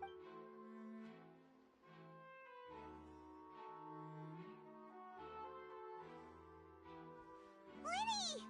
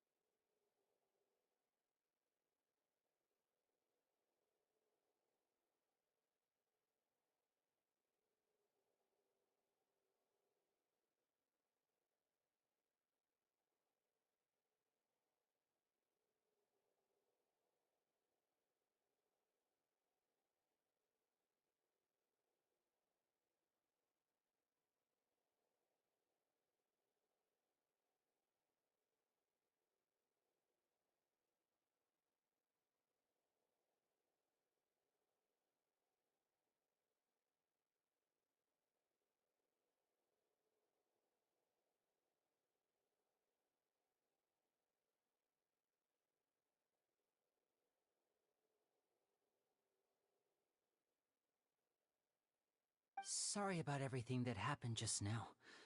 Were you frightened? Of course!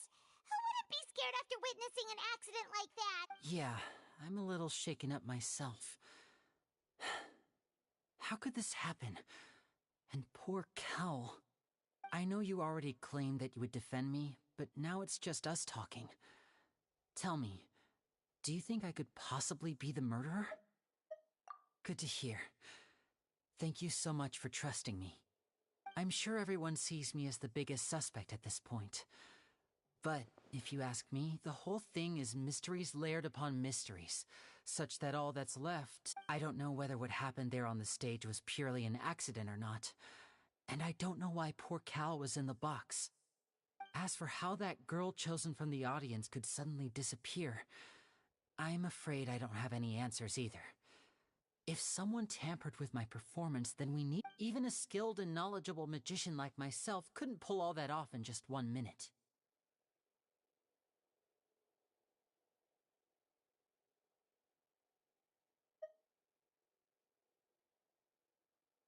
Which is precisely why we need to investigate!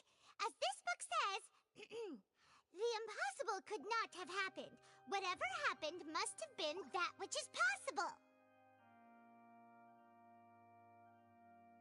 Paimon bought them when we were reading at the bookshop in the city earlier. Pretty cool, huh? Don't worry, Paimon used her own savings to buy them. It wasn't from our travel funds. I think they look cute on you. You have good taste, Lynette! That's the right attitude. Feeling depressed isn't going to help me now. I need to get back to my normal self.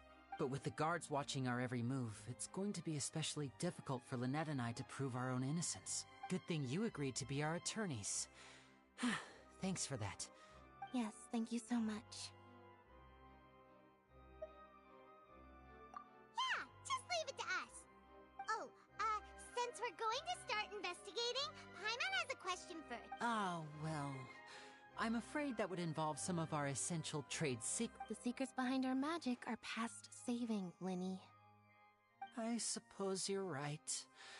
The truth behind our tricks is going to be important evidence that will be weighted during the trial. 'Tis truly a pity. As a magician, our magic show is a work of art. But if revealing our secrets will help you uncover the truth behind what happened, we should go somewhere else if we're going to discuss our magic tricks. We'll go speak with the guards, and in the meantime, you can go investigate the stage and the seating. Alright, let's go have a look while the investigation teams are still here. Detective Paimon is on the case!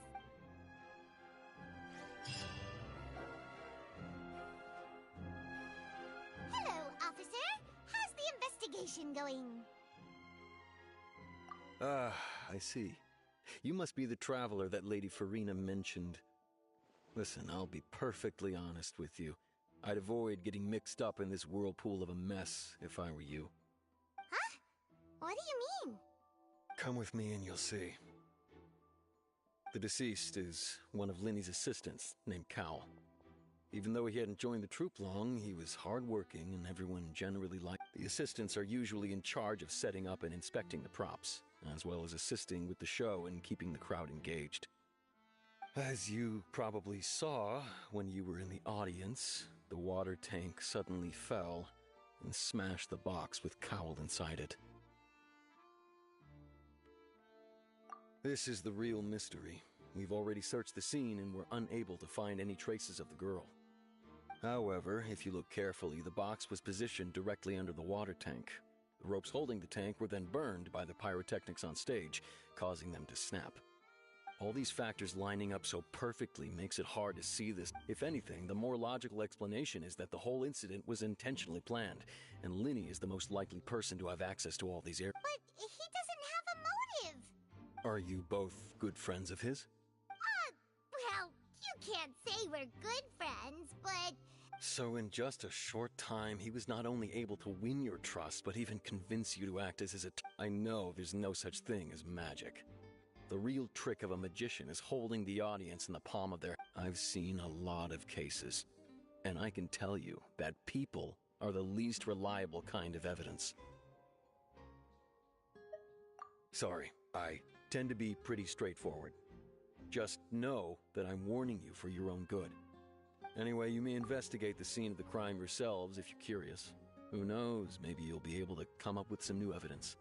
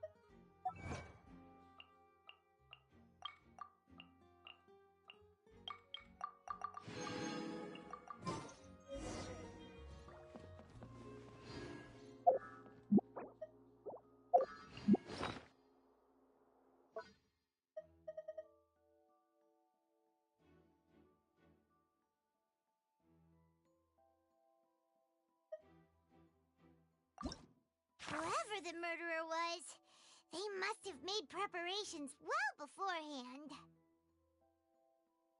Why would it be him?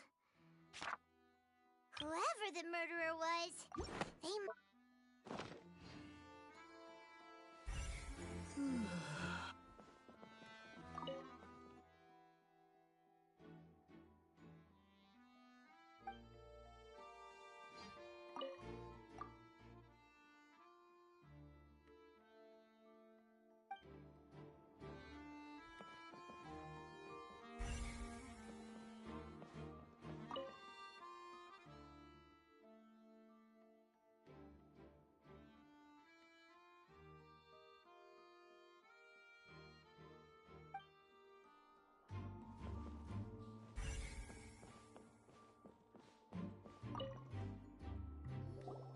So this is the rope that broke and caused the water tank to fall. The rope looks pretty durable. How can it be burned through so quickly by fireworks?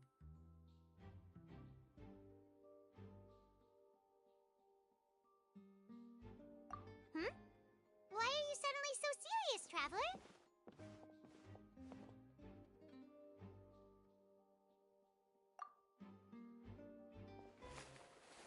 Whoa! Look! This bit is made from different material! Most of it was burned away, but there's still a little bit of it left.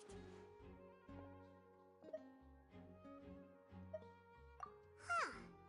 So if a rope meant to hold something was made with that kind of... Wait! Why don't you write all this down?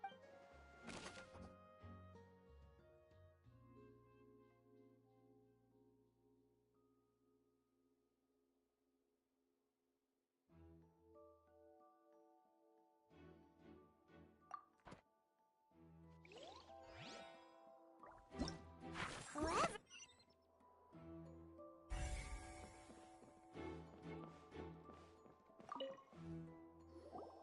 Hello there. What are you investigating? Oh, this location has also been cordoned off because the Magic Troupe members are current. The seats were all booked in advance, so we were able to deduce the missing woman's identity by checking the guest list.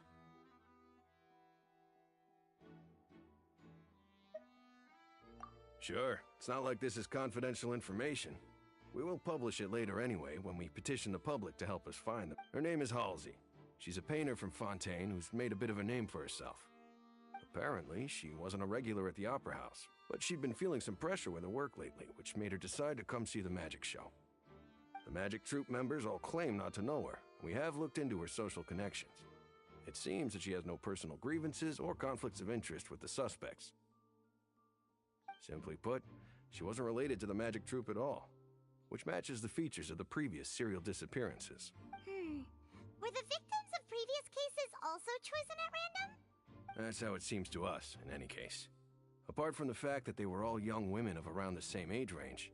Okay then. No need to be so formal. If you do happen to see the missing girl, please be sure to contact us. It is of utmost importance that we get to the bottom of these disappearances.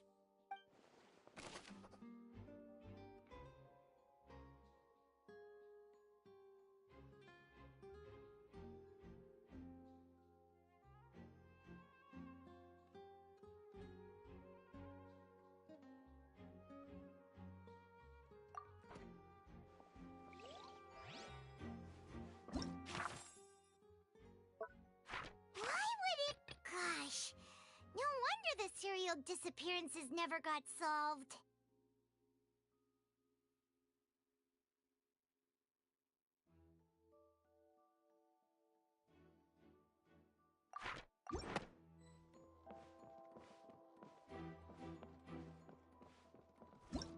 Why would it...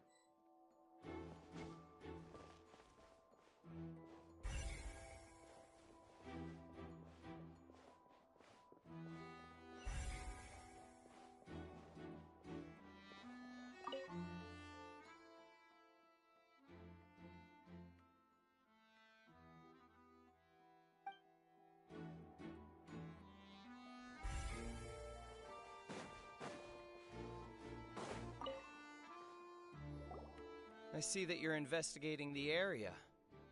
If you find any new and interesting leads, We don't have too many thoughts yet.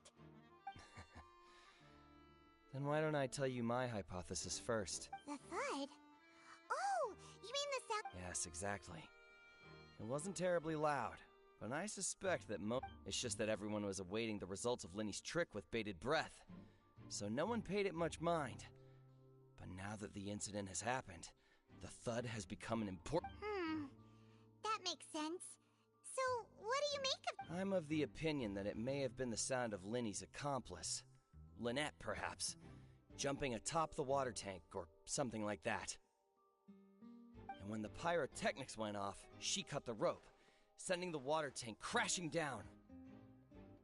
But wasn't the noise we heard too loud for them? Perhaps the balance wasn't right, leading to a particularly rough landing. Oh, that's true. That does remind Paimon, though.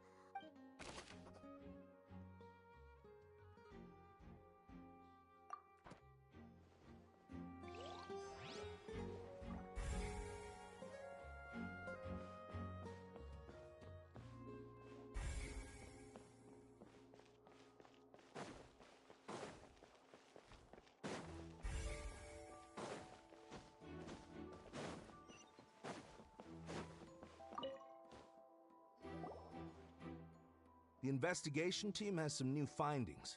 Turns out there's an issue. See, I told you. What if the machine picked some big guy's seat? You think the murderer would have... Sorry to interrupt, but we're helping Linny and Lynette with their side of the investigation. What? You're trying to help them? That'll be a tall order. Linny used the machine to pick a random member of the audience during his performance, right? The lucky girl that later disappeared. Well, we thought there might be a serious problem with the machine, so It turns out that the seat number it picked wasn't random at all. The machine picks that same number every time. I'm sure you already know that you have to make a reservation in advance to get a seat. In other words, Linny knew who would be sitting where from the very beginning. That much checks out. Linny was... Let you see why I was saying it'd be tough to make a case for Linny. Even though it's bad for Linny's case, Paimon had...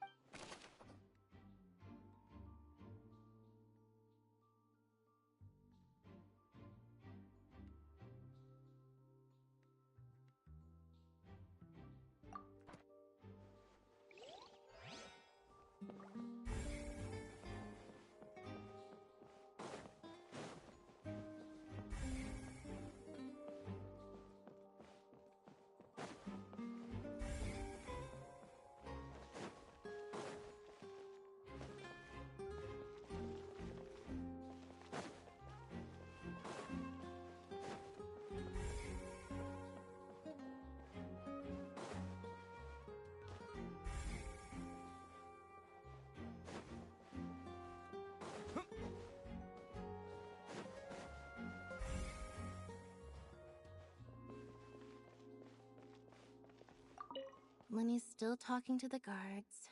It seems he'll have a lot of I think someone will be assigned to monitor us later.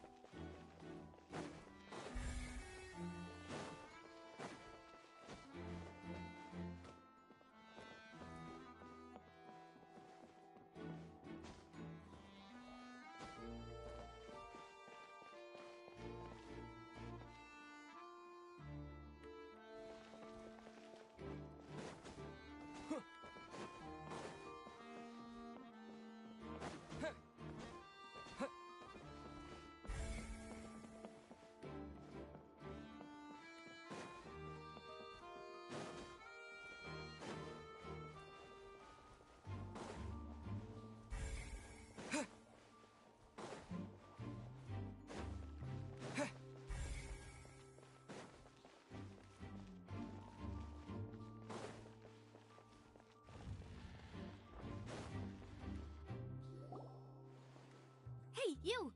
Yes, both of you. Over here. Huh? You mean us? That's right. If I'm not mistaken, you're also among those who wish to cut down the thorns and pursue the truth. No? And by the looks of it... Well, you're right on the more about that one, but who are you?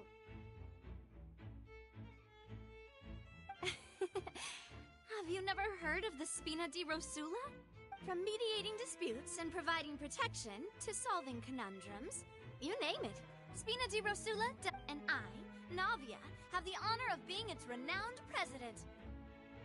Though those who play by our rules call me boss.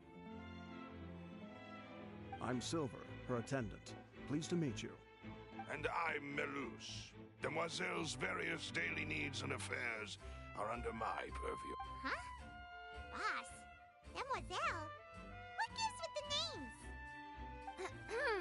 Well, I am the second generation president. Melus and the others are still used to my... My apologies, Demoiselle. Should you prefer, boss, I will endeavor to use that instead. No need. You don't have to call me boss. Just Navia is fine. Okay, if you say so. Not that we're members of Spina di Rosula anyway. All merely trifling details. Never mind. Now, back to the situation at hand. That's right. I've always kept an eye on the serial disappearance cases. My interest stems from a matter back from my father's time. Judging from the look of things, I find Linny and... Really? We think so too! That's why we're looking for clues now! But how did you come to that Intuition, naturally. My unparalleled... Farina sure was quick to point the finger at Linny without any decisive evidence whatsoever. But that's not uncommon for her. If you remember, the Justice had to interrupt her and ask if she was pressing charges just to keep her from getting carried away. Anyway, a trial begins the moment someone levels charges. And, of course, there was no way Farina was going to back... Sounds more like you just don't trust the Hydro-Archon. Well, what's your opinion? I must admit that she can be interesting at times, but liking her doesn't mean that I'll blindly agree with her. All right, I've answered your question. Now, it's time you answer mine. Wait a minute, did that answer Well, I say it does. But don't worry, you won't hear any pointless questions from me. In your opinion, do you think it's right to treat a trial like it's an... well? And why would that be?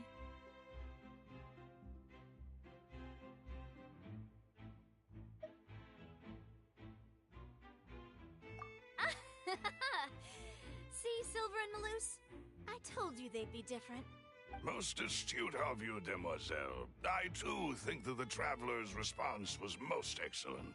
No matter how wonderful the script or how fervent the audience's expectations may be, and if that can be done, boss, then... All right, that's quite enough, Melus. Anyway, I like your answer. You passed with flying colors. Now, I need to make some preparations, following which our joint investigation shall commence. Wait! Since when did we become Oh, well, I can be the assistant. Sure. That's more like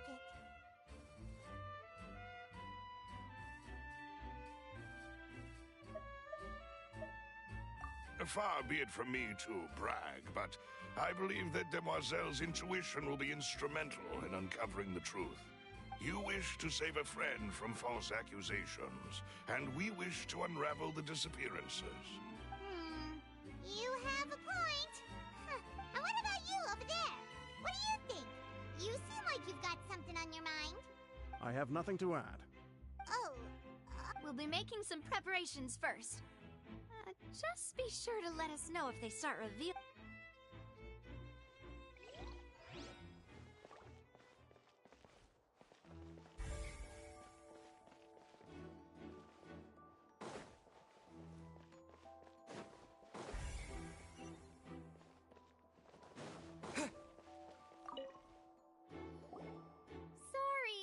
No one can freely enter or exit the Opera House at the moment. If you... No, we're not leaving. We're representing Linny and Lynette. Were you always guarding this entrance? Yes. After After the Chief Justice gave the order, everyone coming in or out must undergo a strict... So, the missing girl couldn't have left from here. At least, not from that point on.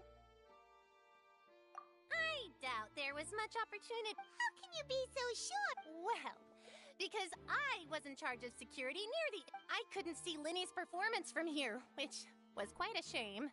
Just my luck. But still, I did not abandon my post. And I stayed put no matter how loud the applause was. If some... We Melusines are good at that sort of thing, you know. So, it's safe to say the girl couldn't have left.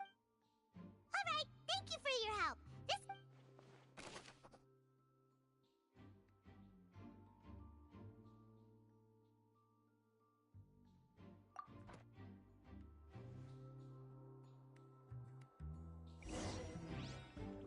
We've checked everything of note here at the performance venue.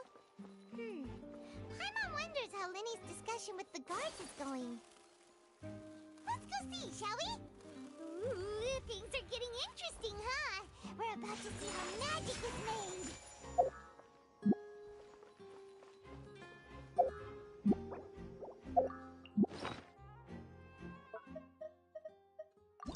Why would it be?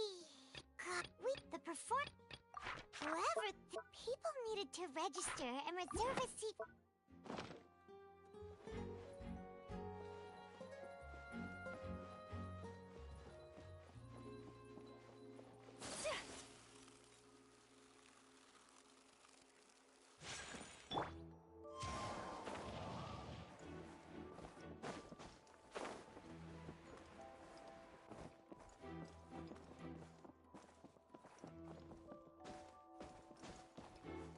The wind knows me. Follow the wind.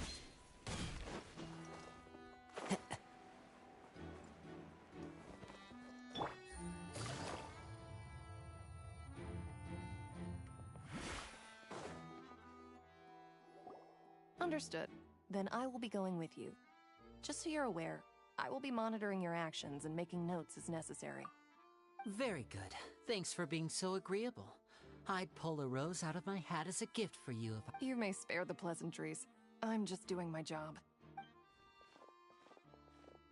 You've arrived. Who's this? Me? I'm Spina di Rosula's guardian angel. If you've got a problem, I've got the firepower. Sorry, I got a little carried away there. Call me Navia. I'm a partner of theirs, and will be helping investigate this whole situation. And these are my companions. Would you mind if they join as well? Fine by me. Oh, new helpers? I would be most grateful. Well, let's just say we're tagging along. It's not every day you get to see the secrets behind magic performed on such a large scale. I appreciate your kind interest. Come with me. We'll be heading below stage. Huh? Below stage? Yes, a world of secrets is hidden beneath this magic box, prepared specifically for this switch. But before I reveal everything, you should have a look first. Notice anything strange here?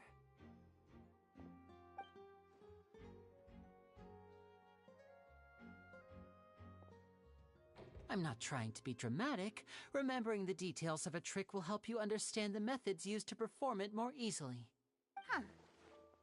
Weren't there balloons and other decorations here? Where did all that go? Ah, good eye. That said, you're still far from discovering the answer. The back?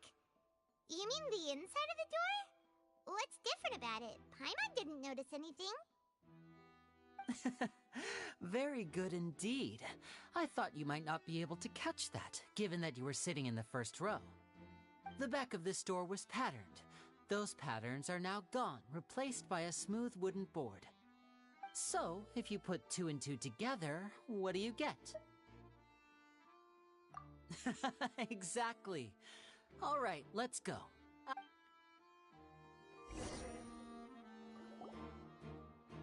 Oh, so there was a passageway under the magic box! I knew you'd figure out most of it as soon as you saw this. The two magic boxes are positioned right above the two entrances of the tunnel. See this flatbed trolley? The box with the lucky audience member in it would be shuttled over to the other side using the trolley. This trolley can raise and lower and even rotate, ensuring that the box will face in the right direction. I see. So that's the purpose of the box inside another box. Precisely. The inner box would descend after the audience member was put inside and be moved along the trolley, all while the outer box would remain on stage as if nothing had ever changed. So that's how you did it! Once the box was lowered, the trolley would store some energy through this device here, with which it would complete the rest of the steps.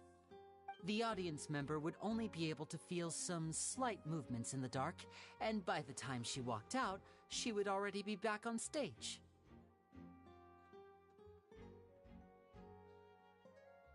Right! You were talking that whole time, and you even came out for a moment near the end! Ah, yes. A phonograph operated by Lynette was used. My assistant and I had already scripted our conversation beforehand. When the countdown began, I had already gone to the opposite box via a tunnel using that ladder. And what about Lynette? Where? I was in the mezzanine space in the back of the box. Oh, interesting! That's how we were able to coordinate Linny's lines with the assistant.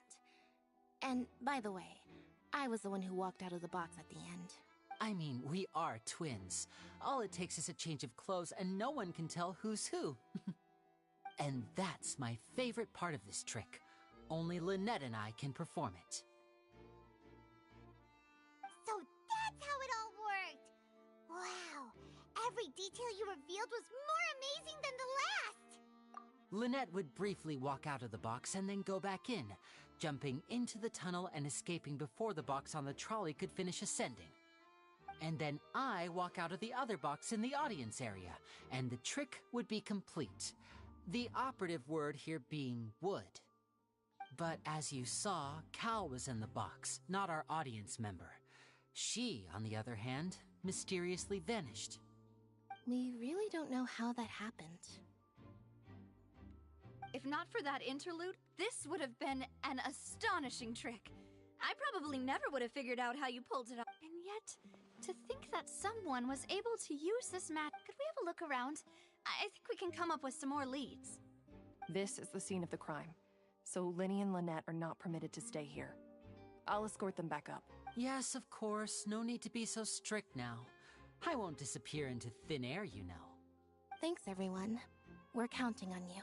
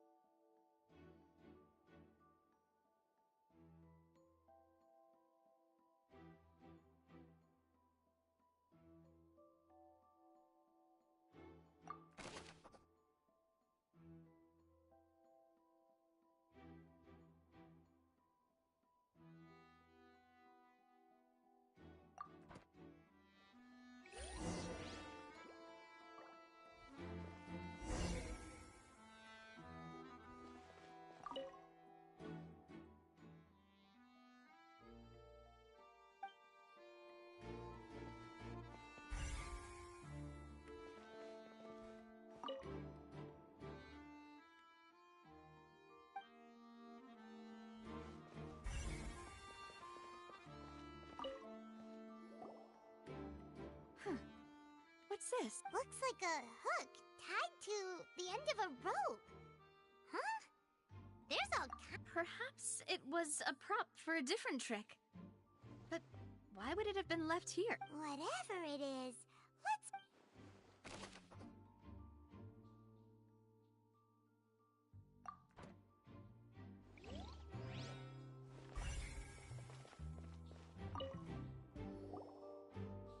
The floor is wet. Please be careful not to slip. Speaking of which, why would there be water here? Oh, Paimon knows! It's one of those tricks where you pour water and here's a broken vase. Huh. That can't be. The trolley moves along tracks from start to finish. It couldn't have hit the vase at this distance. Let's note this down.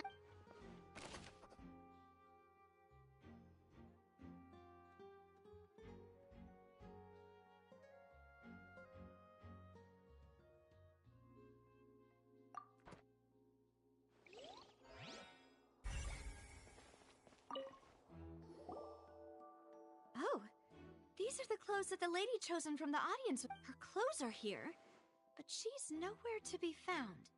Right. And do you really need to do that if you're kidnapping? Ugh, this is so confusing. Paimon doesn't...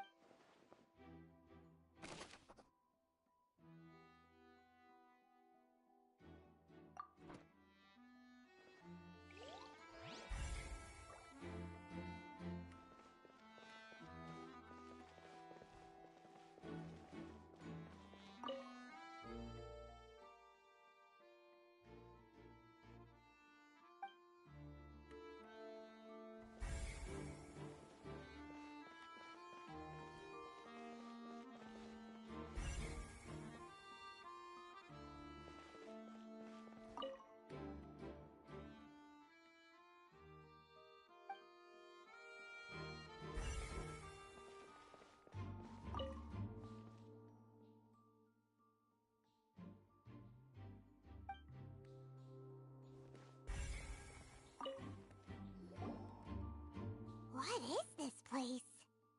It seems someone could fit through here. Could this have been the... Alone, perhaps. But if they had to pull another person with them, the space would... But there are no other ways in or out of here.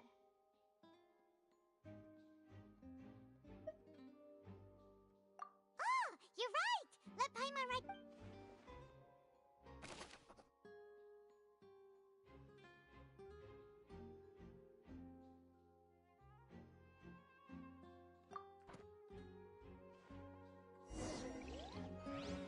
Seems we're just about done investigating down here. Yes, let's head back up.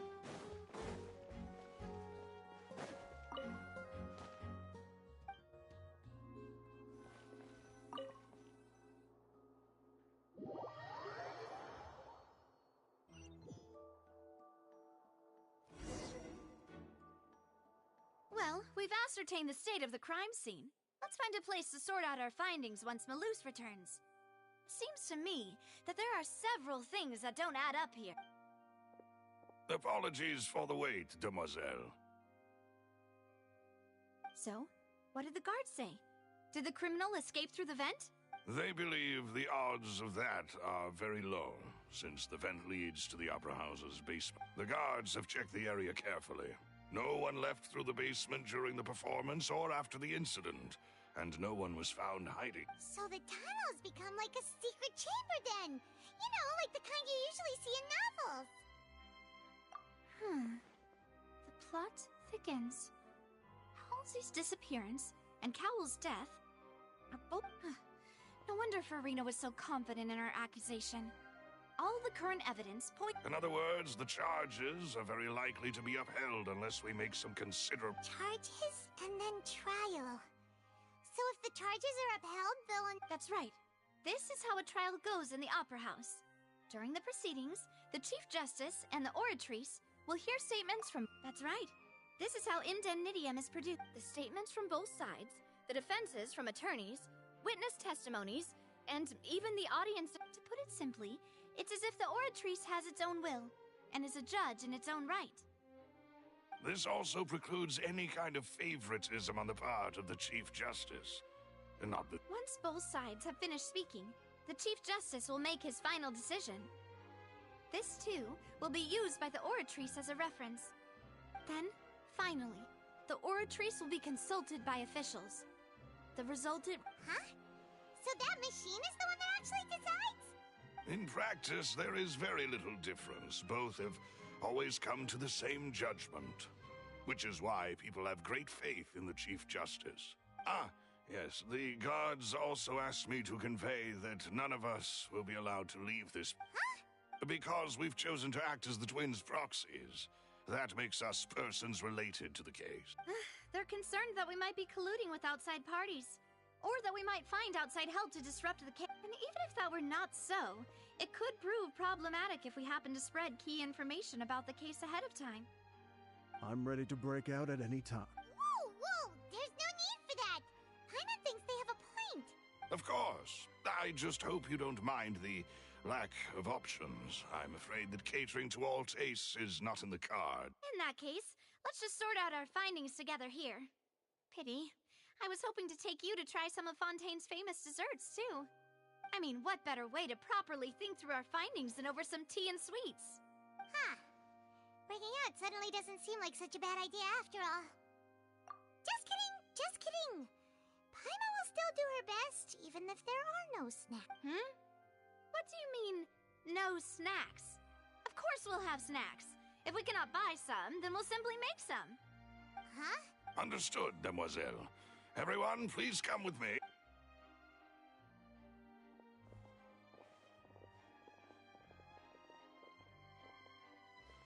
Wait, you're carrying a portable stove with you? Yes, I must be prepared to meet the demoiselle's baking needs whenever the fancy I have eggs, sugar, and almonds at the ready. Good work, you two. Then I'll get to it. Please sit tight for a moment. These three are quite the interesting group.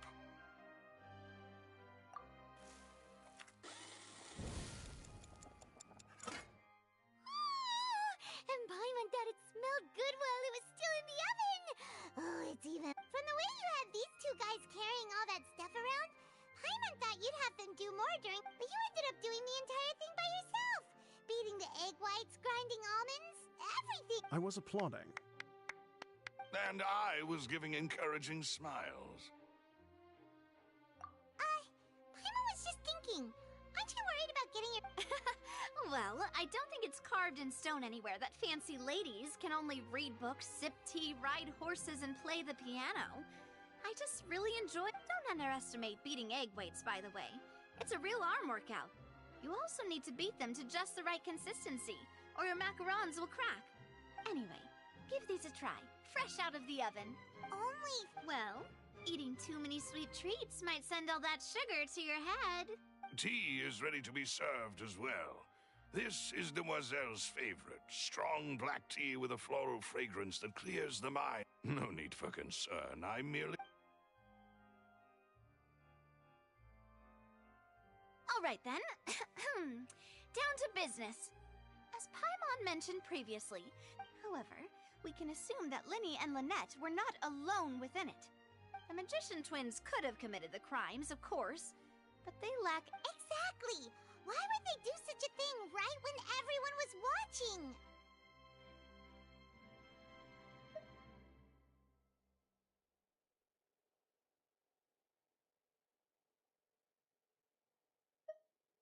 The flower vase and the thud we heard during the performance could indicate some altercation between Halsey and the criminal in the tunnel, resulting in the shattering of the vase, the discarding of her clothes, and her abduction. Perhaps the criminal thought that since she was chosen from the crowd, she would be too easy to identify if she was still wearing the same clothes. Paimon thinks that makes sense, but the real trouble is... True. None of the clues we found thus far support... But the only people left to consider are both technically victims. Whether it's the missing girl... Could Halsey have secretly made modifications to the magic props in order to murder Cowell before making her escape?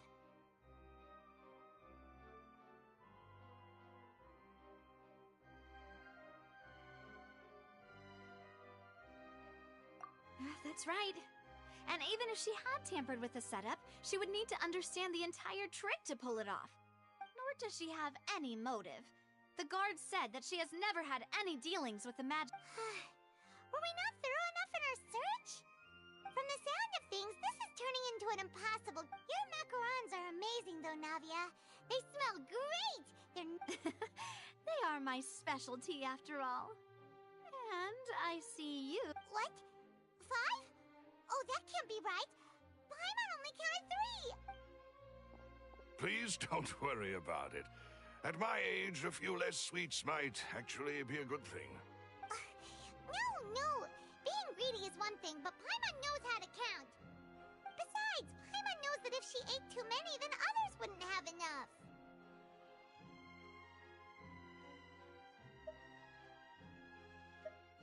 Wait, even you don't believe Paimon? If Paimon ate those 2 extra macarons, then maybe... All right, we get it. Well, I suppose one of us might have gotten too engrossed in our chat. Malus, set up the stove again, if you would. Huh? What are you... Making sure everyone gets 3 macarons, of course? Exactly. We don't want to trouble you. As you wish, demoiselle. And I have the egg, sugar, and almonds. Well, this really is your hobby, huh?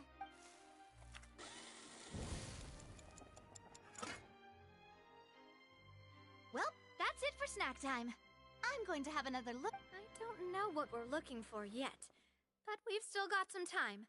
As attorneys, it would be awkward if you got all tongue-tied on stage during the All right, thanks for your help. And...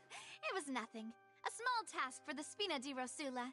Silver, Malus, it's time to go. I'll be back if I find anything new.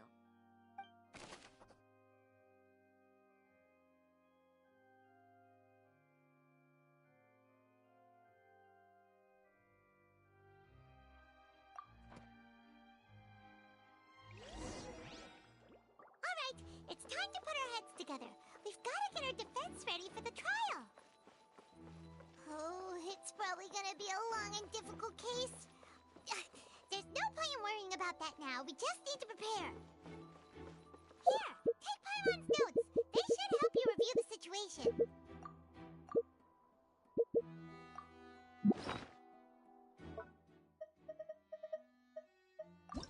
Whoever the murderer was, they must have made preparations well beforehand.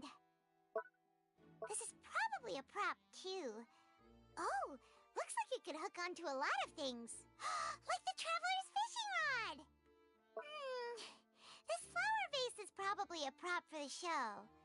But it also could have been used in the crime. Paimon doesn't get this at all. You think about it for a bit, Traveler. Why would it be with the ticket?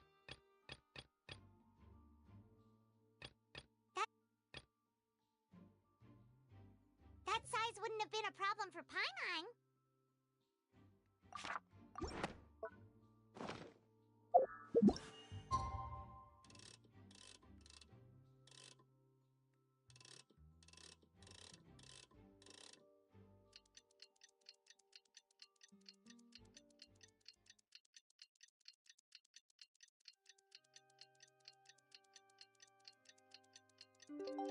A blade.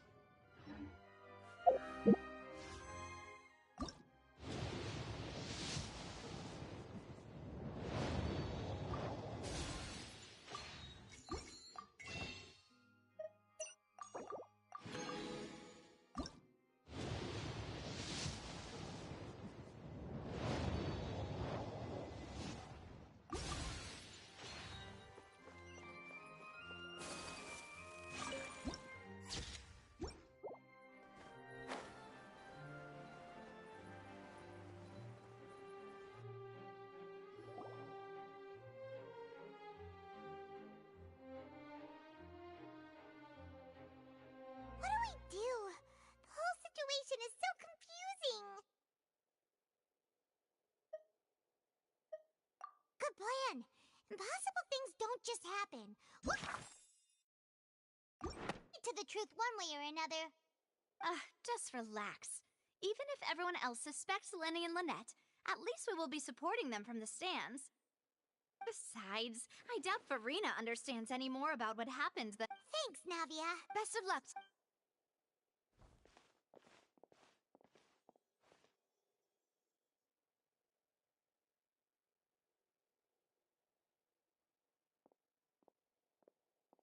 Ah, finally, you're back. Well, how did your investigation go? To be honest, you might be disappointed. No. We're already very grateful that you were willing to help. Well now, don't you all look disappointed? Don't tell me that was to be expected, of course. The guilty can— But don't let that stop you.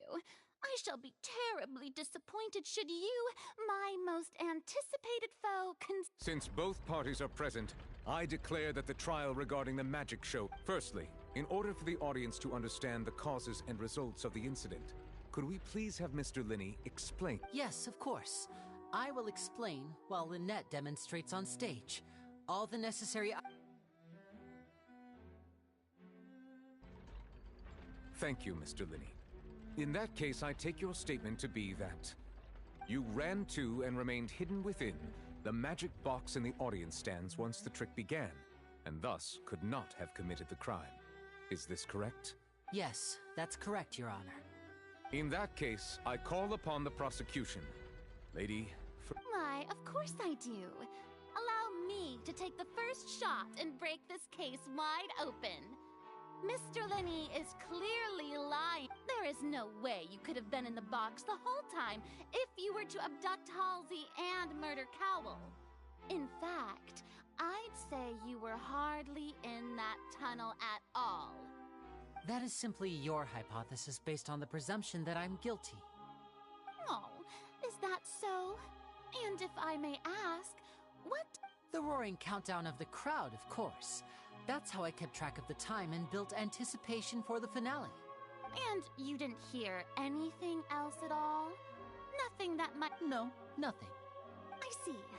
But when the count reached 30 seconds or so, there was a thud. One so— Huh? Hey, hang on. Something's not— Yeah, I'm sure he could have heard a noise that loud from inside. I was right by the box, and I definitely heard— Look at those scales. Could those mean— Well then, ladies and gentlemen, allow me to use the words of the magician himself. Of course, I have armed myself to do far more than smash your alibi. Confidence cannot go unfounded, and Tell me, aren't you and Lynette actually from the House of the Hearth? The House of the Hearth?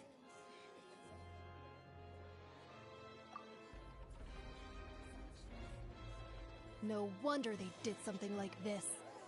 So the serial disappearances were the Fatui's doing. Now it all makes sense. I've got a feeling that what happened on stage That's irrelevant. Our identities have nothing to do with what happened.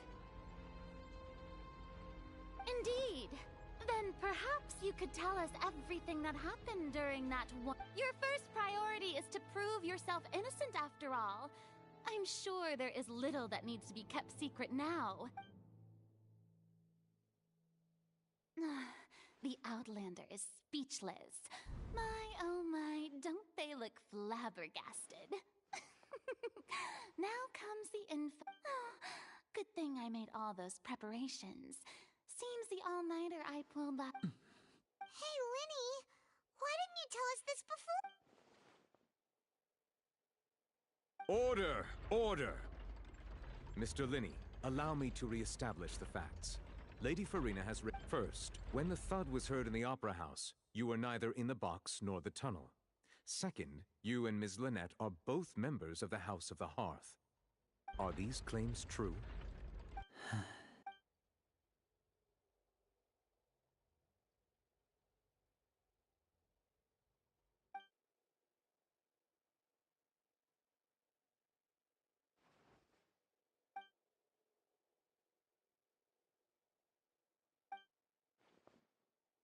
Please answer my question. I'm sorry. Yes, they're true, Your Honor. I knew it! Well, that's it. We might as well move on to the center. What should we do now? Granted.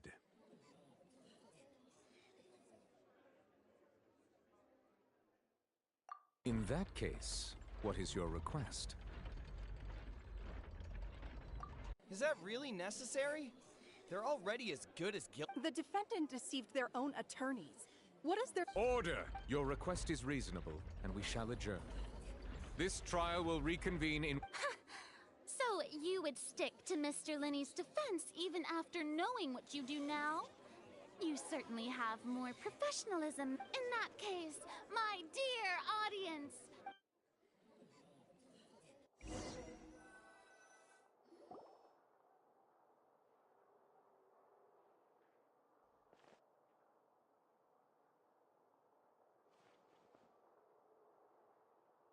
Well, this is awkward. I didn't think the Hydro Archon— I'm sorry. Yeah. Paimon doesn't know where to start. We based our entire reasoning on the assumption that you weren't bad guys. Not to set the wrong tone or anything, but Paimon's really mad! I'm very sorry.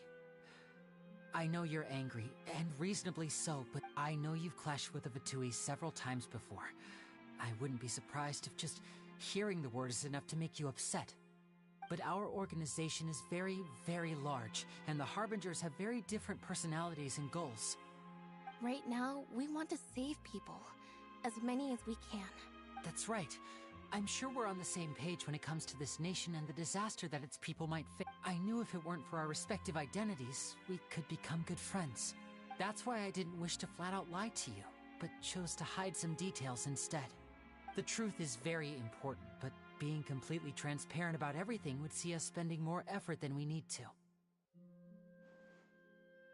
Right. So, you be the judge. Heck, if I were you, I fear that I'd even struggle to trust me at this point. You met a Fatus who works as a magician, a trickster by trade. All by coincidence, but still, I'm asking you to trust me. I am no criminal. At least, not in this case. Sorry.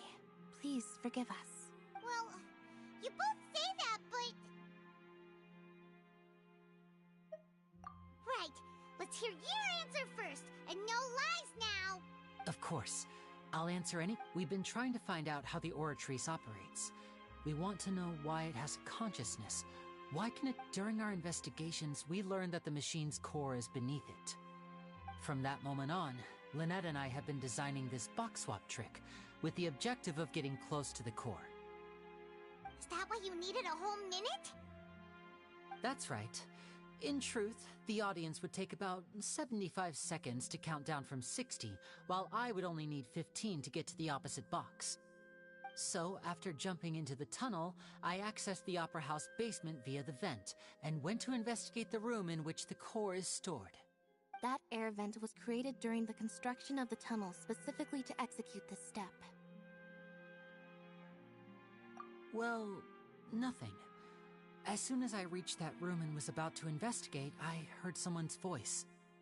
Which should have been impossible, of course. I was quite certain that I was the only one in the room. That voice seemed to recognize me and tried to speak to me. I chose to err on the side of caution and retreated the way I came. On the way back, I saw the broken vase and the clothes on the ground, but the countdown was almost finished, so there wasn't time to give it any thought. After that, the homicide occurred just as you saw. Well, that explains why you didn't hear the thud.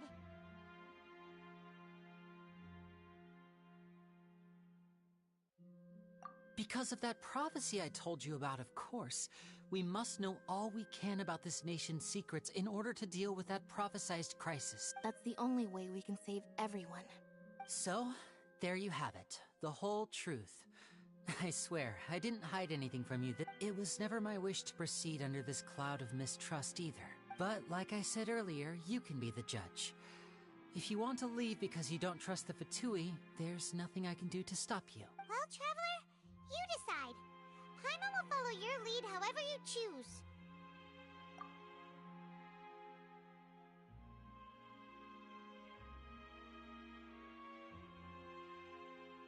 Okay. Thanks for giving us a chance. The current problem is that the scales are tipped pretty badly against you two. If we want to refute the Hydro Archon's accusations, we're gonna need a seriously watertight defense. Huh?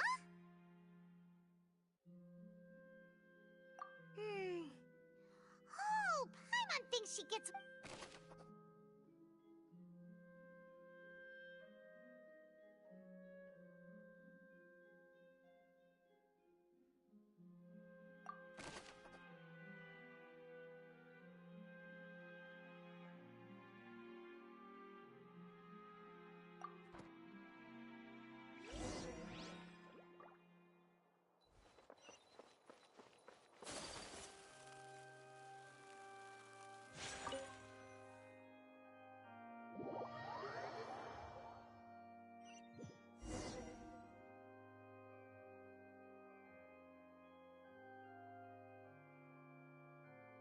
Both parties have returned to their positions. Let us continue the trial. When last we left off, Mr. Linney acknowledged the new evidence presented by Lady Farina as fact. Therefore, Lady Farina may continue stating her reconstruction of the events. Ugh, that took long enough. Now then, at this stage, let's revisit that scene from Linney's perspective.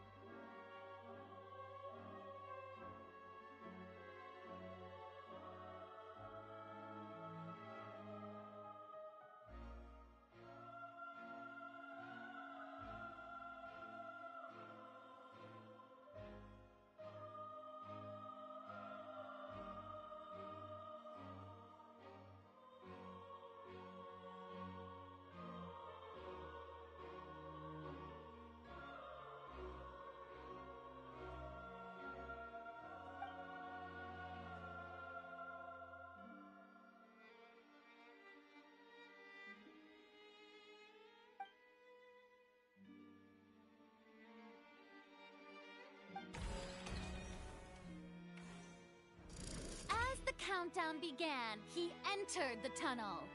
When the flatbed trolley passed, he opened the box and got into an altercation with Halsey.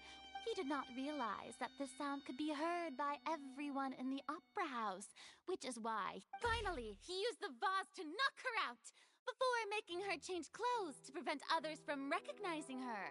At this time, Cowell arrived in the tunnel, having heard that strange noise, and so Linny proceeded to knock him out. Afterward, Linny passed the unconscious Halsey to his accomplice through the magic box in the audience stands, before operating... And there you have it. Does the defendant's side have any objections to Lady Farina? The key to refuting Lady Farina is the order of events, what Linny experienced.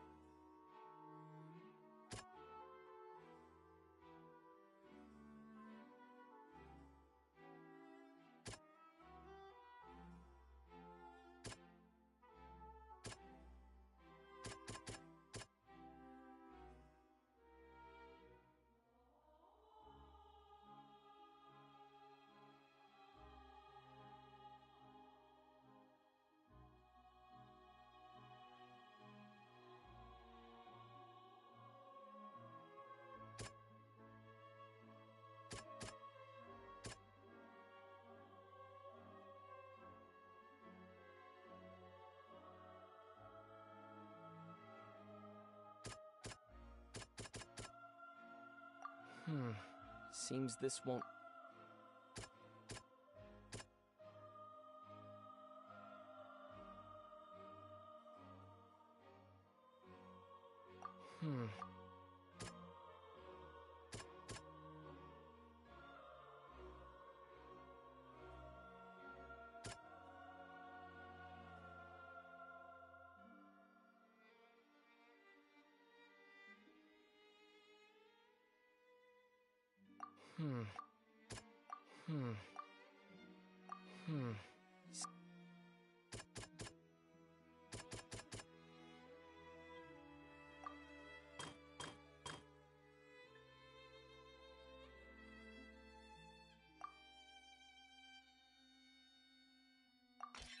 According to Linny, he left via the vent after entering the tunnel.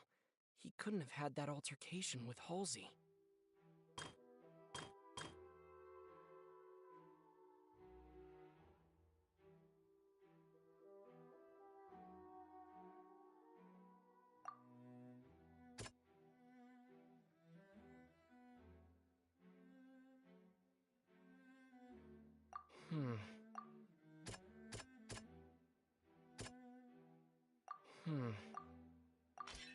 Linny went to the room that contains the Oratrice's core.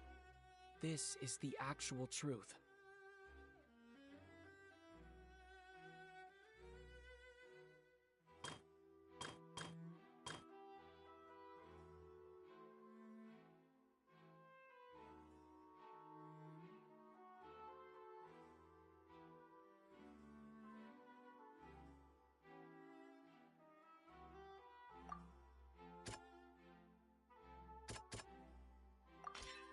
Linny did not take part in the underground altercation. He only witnessed traces of the aftermath. Attention! Ace Detective Paimon has... When the countdown started, Linny did indeed go into the tunnel.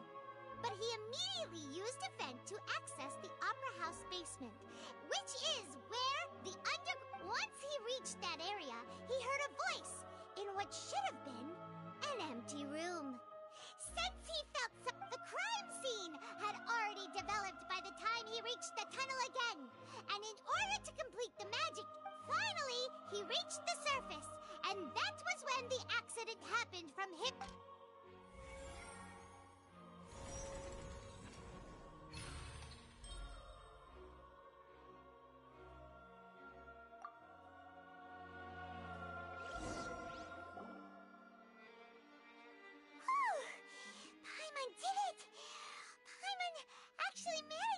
In other words, you believe that he knew nothing. That's right!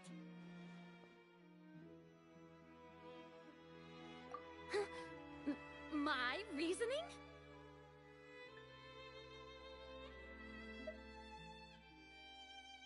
If that's the case, then if Carol hadn't entered the tunnel, who was the entire setup meant to kill?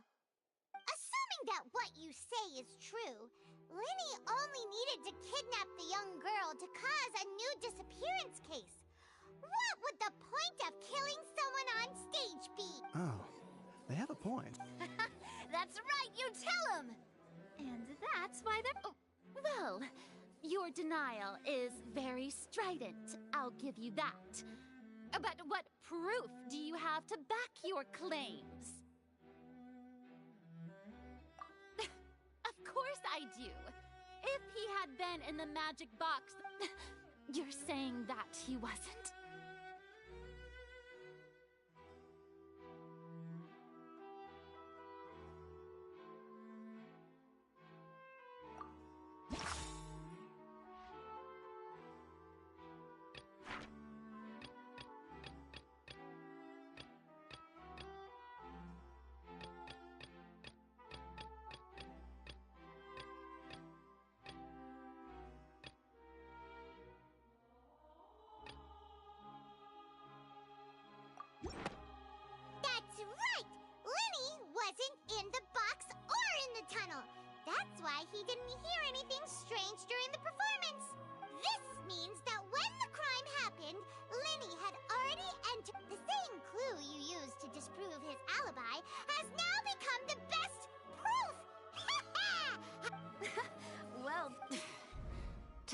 don't use such logic. Well then, if it wasn't Linny who committed the crimes, then who was it?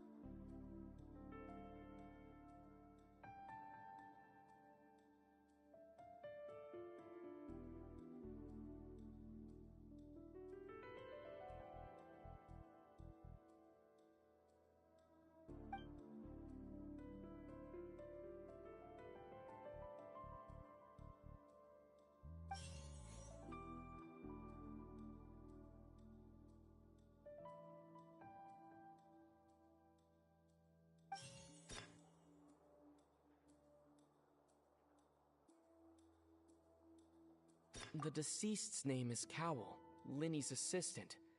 He would have been able to tamper with the equipment.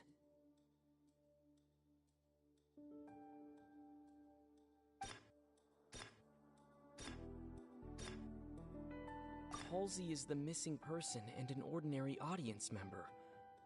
Or did she have her own scheme? Could there have been a third person involved? Is the...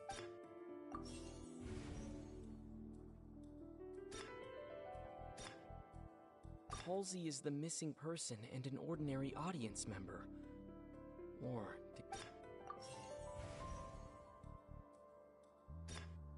the deceased's name is Cowell.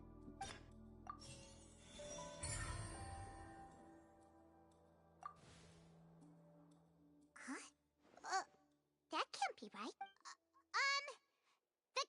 Oh, is that so? What I must do next is recreate the truth. What Cowell did, and how he went from would-be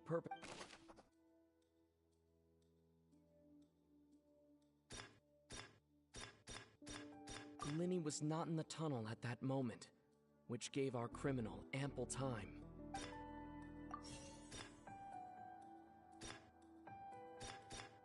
The deceased's name is Cowell, Linny's assistant.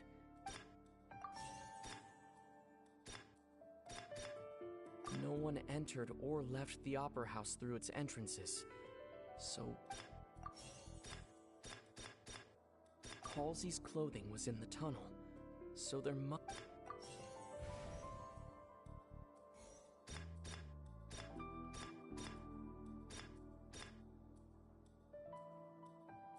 The sound we heard may have come from a clash between the missing Halsey. It would have been tough for both people to fit into that vent. They would likely have bumped into... Halsey's clothing was in the tunnel. The sound we heard may have come from a clash between the missing Halsey.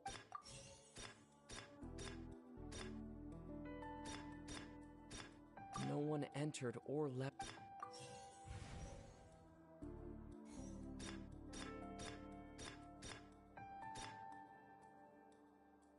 The sound we heard may have come from a clash between the missing Halsey and the criminal.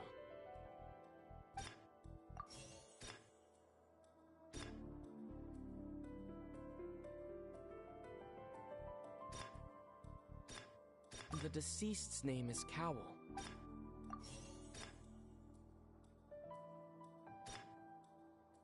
The sound we heard may have come from a clash. It would have been tough for both people to fit into that vent. They would like...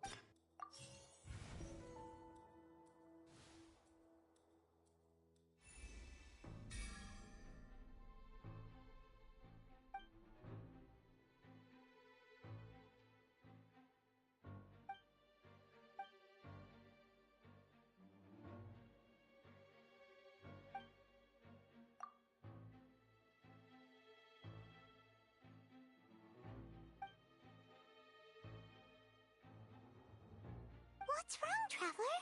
Are you still having trouble figuring things out? I see how it is. So this was all just a bluff. And here I thought you had something to show for it. Look, since we're at a dead end, why not consider a different track? Just like the trick as it transpired, the end result must have been utterly different from the magician. If only we knew how Halsey disappeared. Well, that would be nice, but the tunnel only has 3 exits. And it's not like this is a magic trick where you can just make a real live person disappear. You know. Excuse my interruption, dear opponents, but do you not see that the crowd is growing impatient?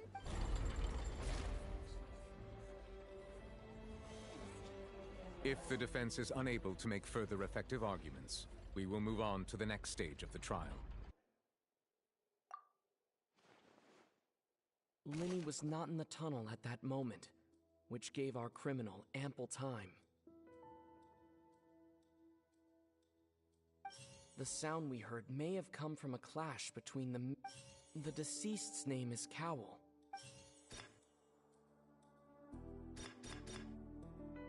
The vase was not broken by chance. It was used to cover important evidence.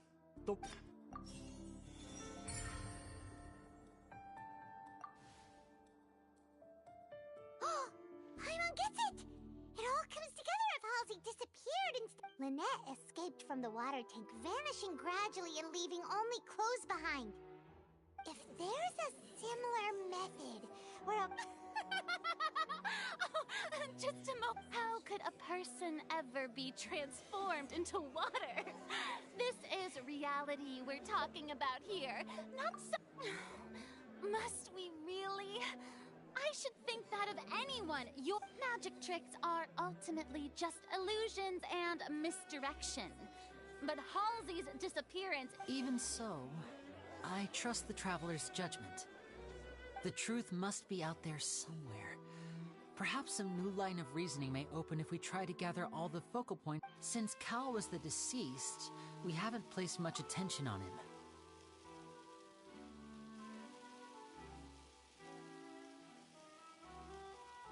But given that we aren't making much progress with the case, it wouldn't hurt to have a look at his belongings, would it? People really do come up with all sorts of harebrained schemes when at the end... Nevertheless, I believe that this is a reasonable request on the part of an attorney. Since the trial does indeed appear to be at an impasse, I believe that Guards, please step into the lounge and examine the personal effects of the... We are still examining the items, but we have already made critical progress that we feel must be shared with everyone post-haste. We discovered several test tubes of fluid within Cowell's baggage, each labeled separately.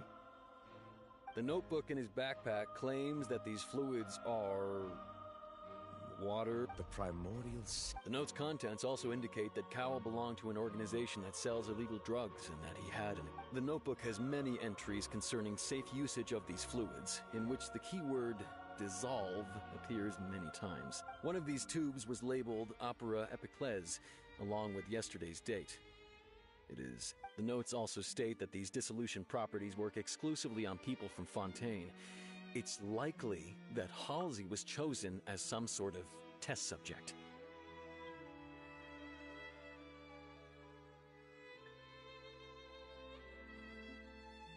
As such, we believe that the defense's hypothesis is, in fact, support... You gotta be kidding! People dissolving into water?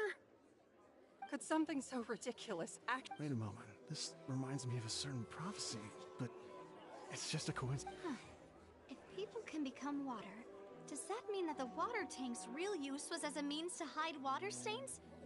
And if Cowell was targeting that girl... Wait just a minute. Could that mean... Demoiselle, wait! What about your partners? Let's go. Just trust me. Order! Order! It is undeniable that further examination of the deceased's personal effects has yielded... Still, let us assume that these clues are indeed authentic, albeit with the understanding that Ms. Halsey has yet to... Guards, please continue examining the items along... Mr. Linney, It appears your hypothesis is supported by the evidence, so please continue speaking. Of course. Thank you, Your Honor. If we uphold this hypothesis, I believe that many of this case's seemingly unrelated clues can be connected together. Right! Like the metal hook! That one didn't make sense at all. Let's think about this. Cowell's methods must have something to do with that.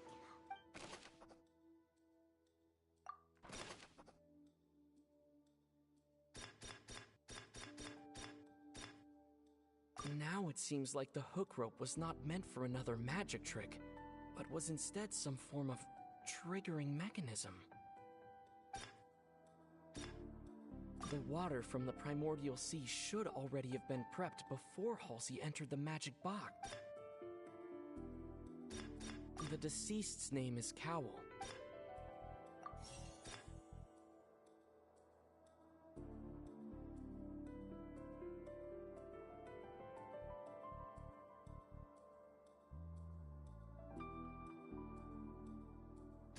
The water from the primordial sea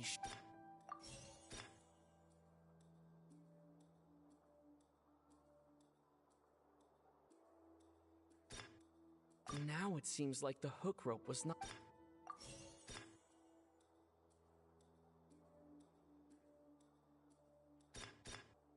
Lynette was in the magic box on stage I remember there was something else with it.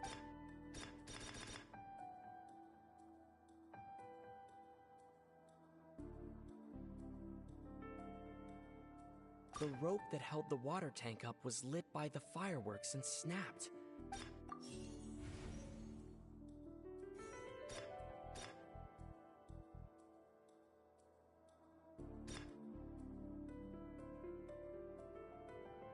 The rope that held the water tank up was lit by the fireworks and snapped.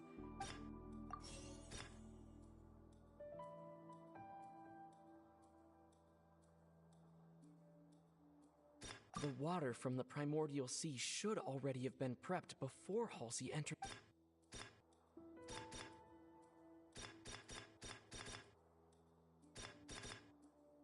I remember there was something else with it.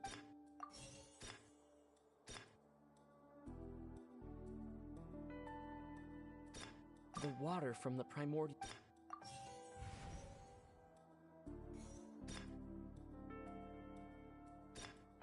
Now it seems like the hook rope was not...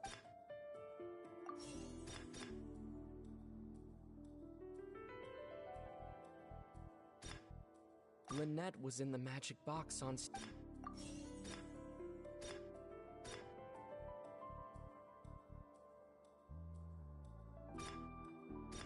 I remember there was...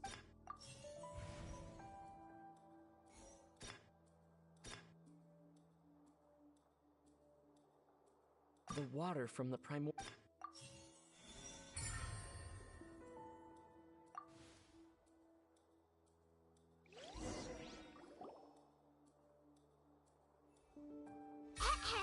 It's Ace Detective... In the original plan, Cowell would tamper with the water tank rope and the number selector securing his target. When the magic box containing Halsey was lowered, the metal hook would retract gradually and pierce the balloon at the top of the box.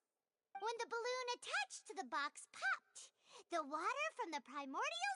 Afterward, Cowell would enter the tunnel and break the flower vase to conceal the water inside the tunnel, with the remaining evidence being covered up by the water tank on... But he encountered something unexpected in the